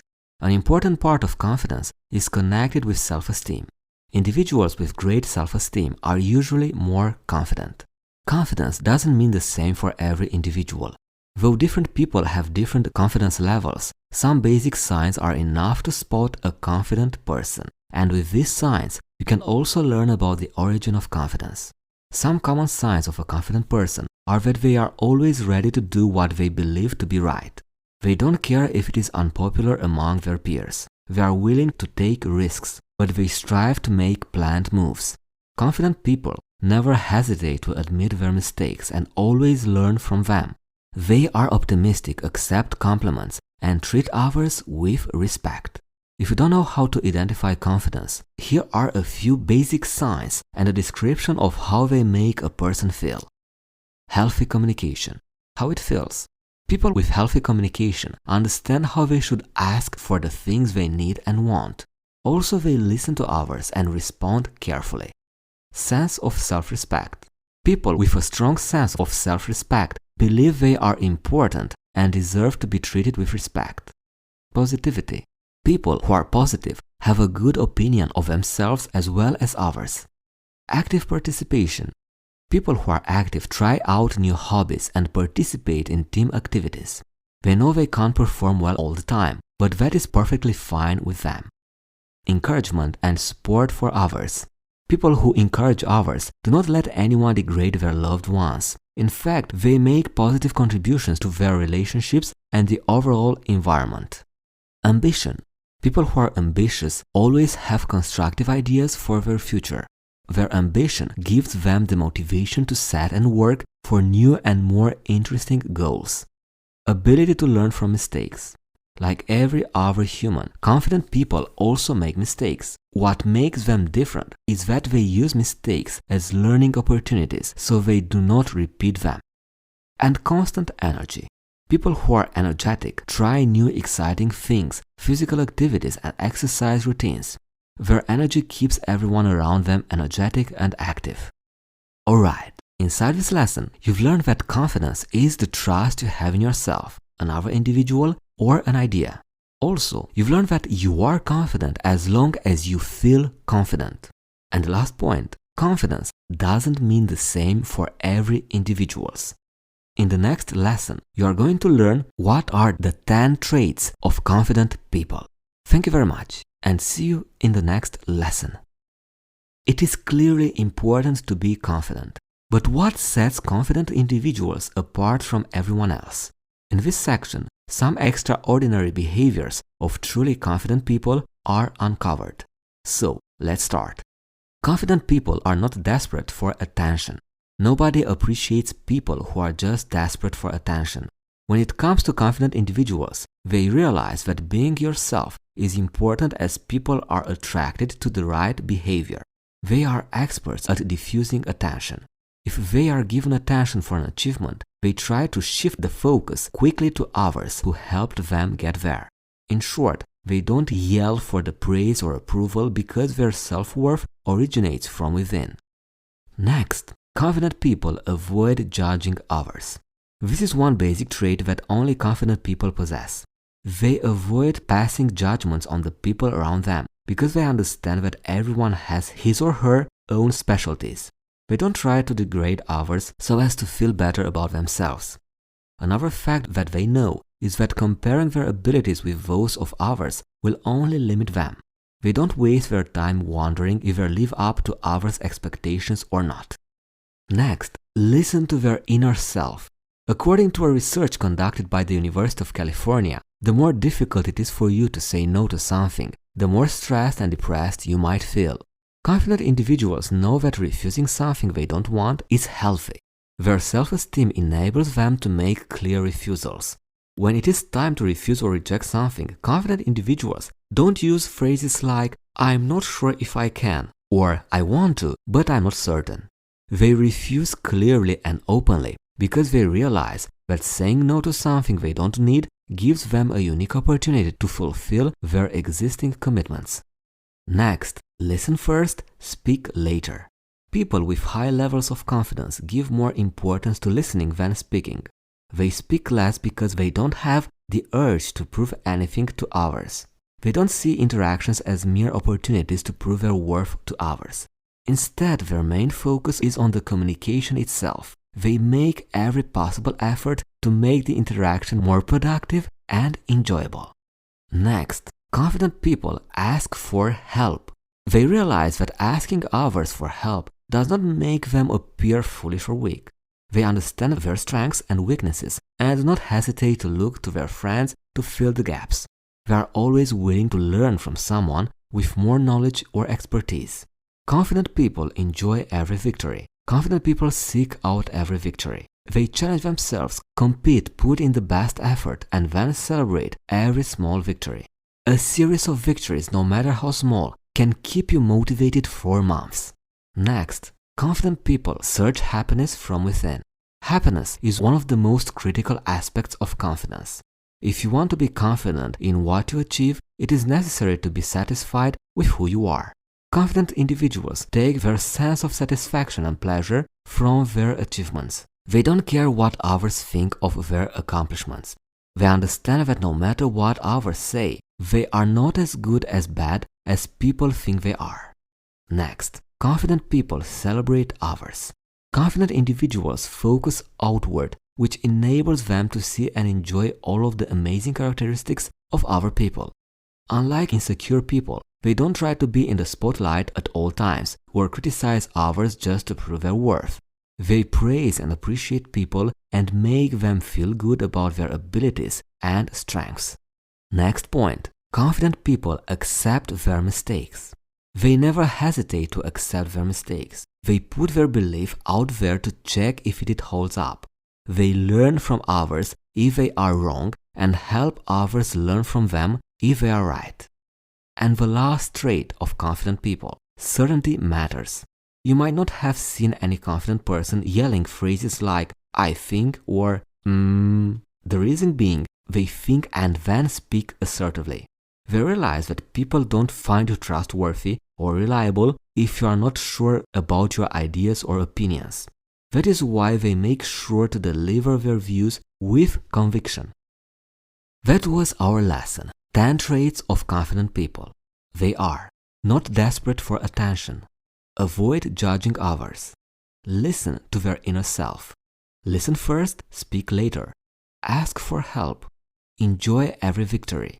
Happiness comes from within. Celebrate others. Accept their mistakes. And finally, certainty matters. Thank you very much.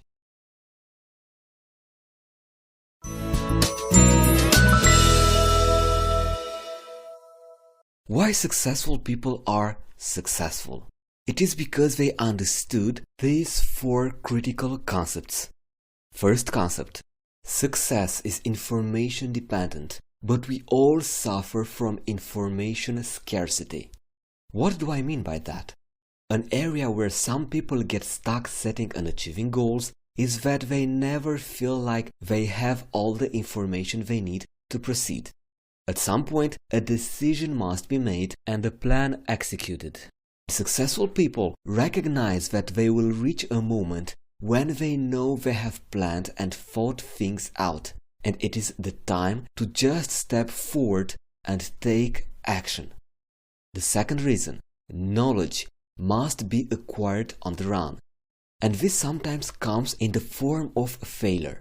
Successful people recognize that failure is a signpost on the journey to success. It is impossible to succeed without sometimes failing, and thus successful people are not afraid to fail. Rather, they are only concerned about ensuring they learn from the setbacks they encounter. Third, human nature is to resist change and to remain in the comfort zone. Becoming excellent, achieving success, and living an extraordinary life are not things that come by chance or to the person who is not willing to make the sacrifice to achieve them. If you are not setting and following your written goals, you are allowing life happen to you rather than deciding what life will bring you. And fourth, living without written goals is like a sailboat on the sea with no path or direction. If you don't know where you are going, any road will take you there. Deciding where you are going, and most important why, will help you move to in the direction you want to go, rather than pushing you wherever life may take you, which is often nowhere you want to be. With that being said, we are now jumping into the next lesson. How to make your goals a reality, the easy way. Thank you very much, and I'm eager to meet you in the next lesson.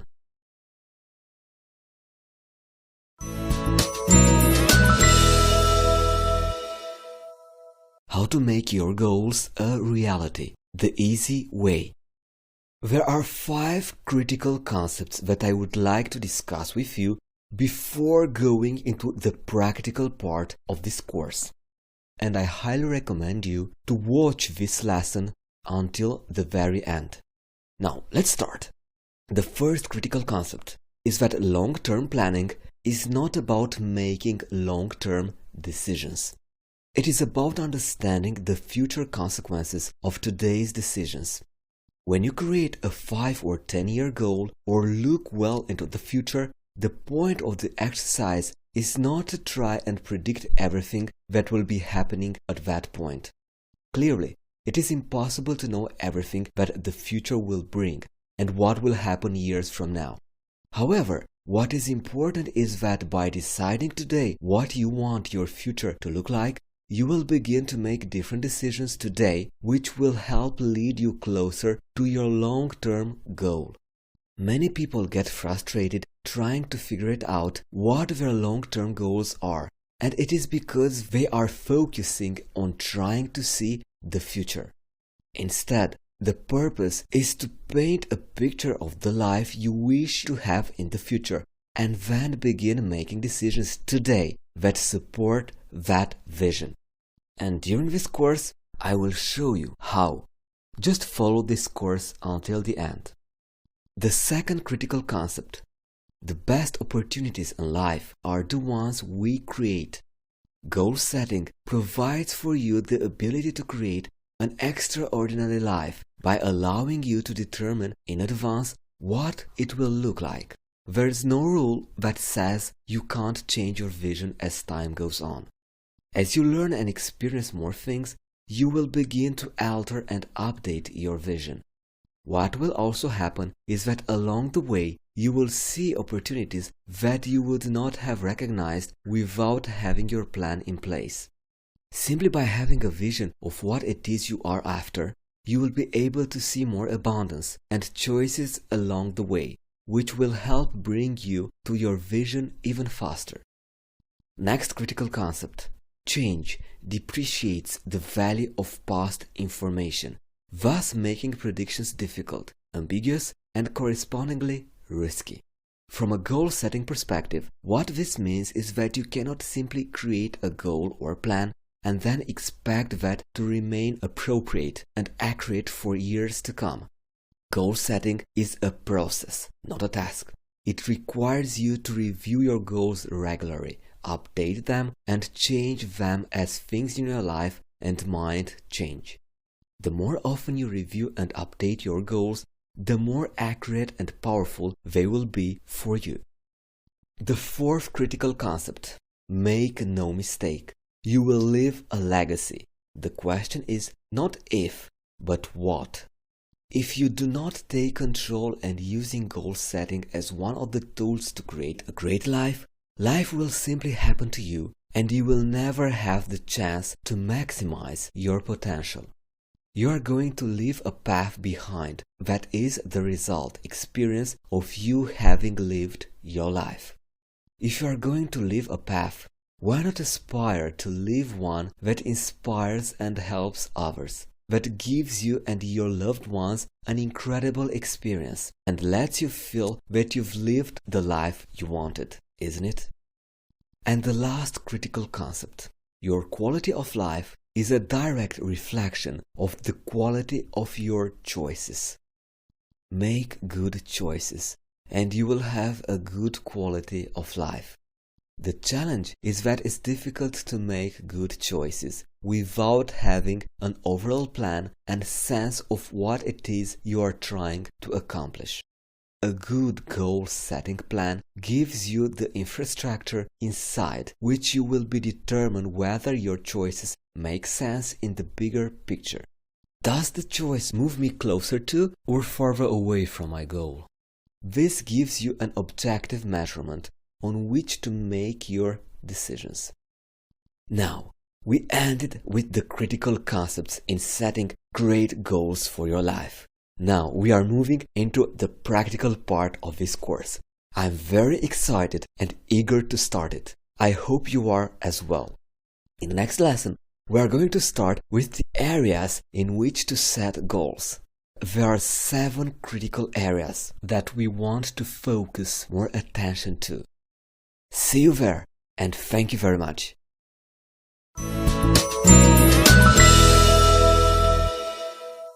The areas in which I recommend you to set goals. I will start by saying that achieving balance in our lives is a critical but often difficult goal in itself. Quite often, I observed that people become very focused on certain areas of their lives and let other areas fall away. For example, I know many colleagues who work very hard on a business they own, but on the other hand, they fail to remain active and healthy. While their business creates a great deal of worth, their lack of health limits them from enjoying the fruits of their labor in later days. A good way of categorizing your goals are into the following 7 categories.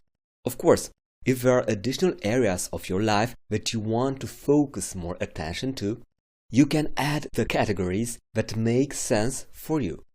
Using these areas instead of just focusing on what goals come to mind allow you to maintain a higher sense of harmony in the various areas of your life.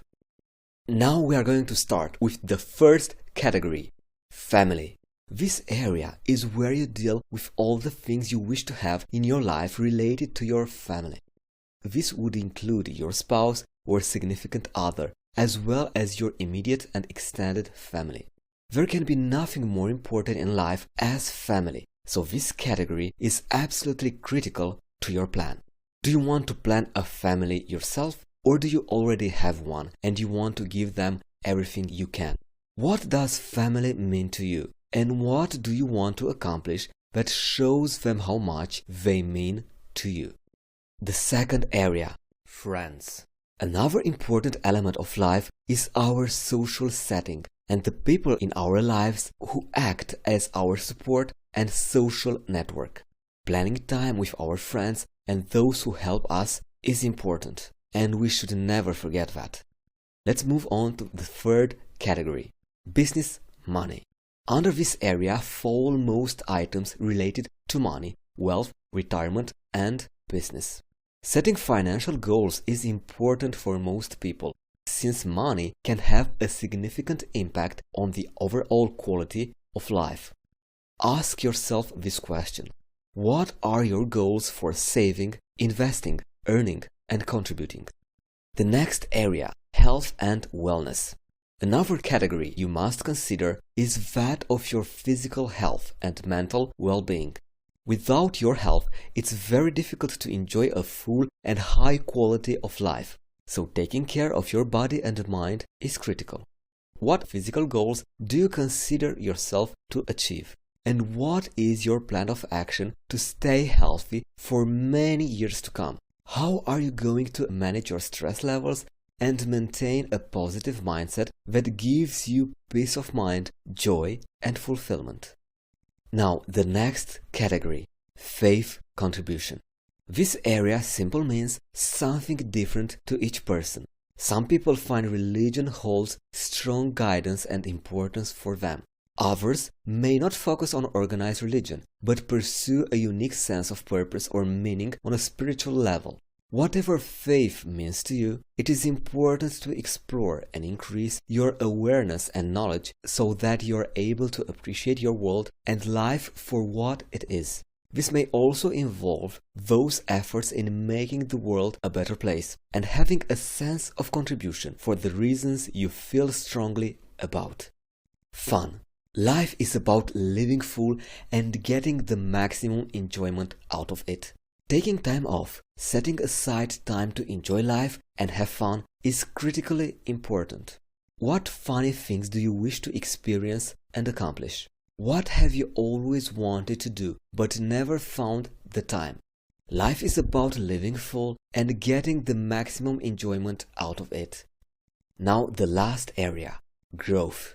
I'm a big believer that we all need to be lifelong learners. The most successful people have this trait in common. They are committed to a lifetime of learning and constantly being in the frame of mind of curiosity and interest in learning new ideas and information. Think about what areas you'd like to learn and grow in. Is there a hobby or skill that you have been wanting to learn for years but never have? Is there a book that you have been meaning to read and just haven't made the time? Think about how you want to grow and expand in your life, both from a personal and business professional perspective. In the end, I find that these 7 areas are good for categorizing most parts of our lives in which we intend to set goals. However, if there are any additional categories you wish to add, please feel free to do so. What it is most important is that your goal system suits you and that it represents something that you will be comfortable with and continue to use it on a continuous basis. With that being said, let's jump into the next lesson. What questions we should ask to ourselves when we are setting goals. See you there, and thank you.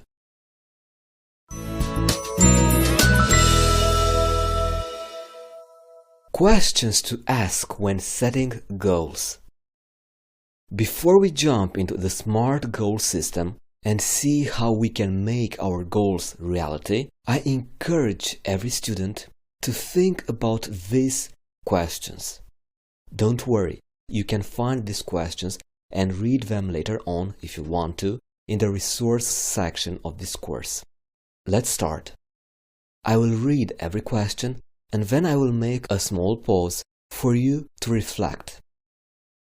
What skills do I need to achieve this goal? What benefits will I enjoy by achieving this goal? What information and knowledge do I need? What help, assistance, or collaboration do I need?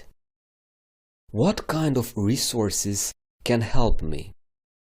What or who can become obstacles in my progress? How can I minimize the obstacles in advance? Am I making any assumptions, and if so, what are they? What am I not seeing? Is there a better way of doing this? I encourage you to think at some of these questions every time you go through the SMART goal setting system. Let's jump into the main section of our course. The SMART goal setting system, the easy way. Let's start.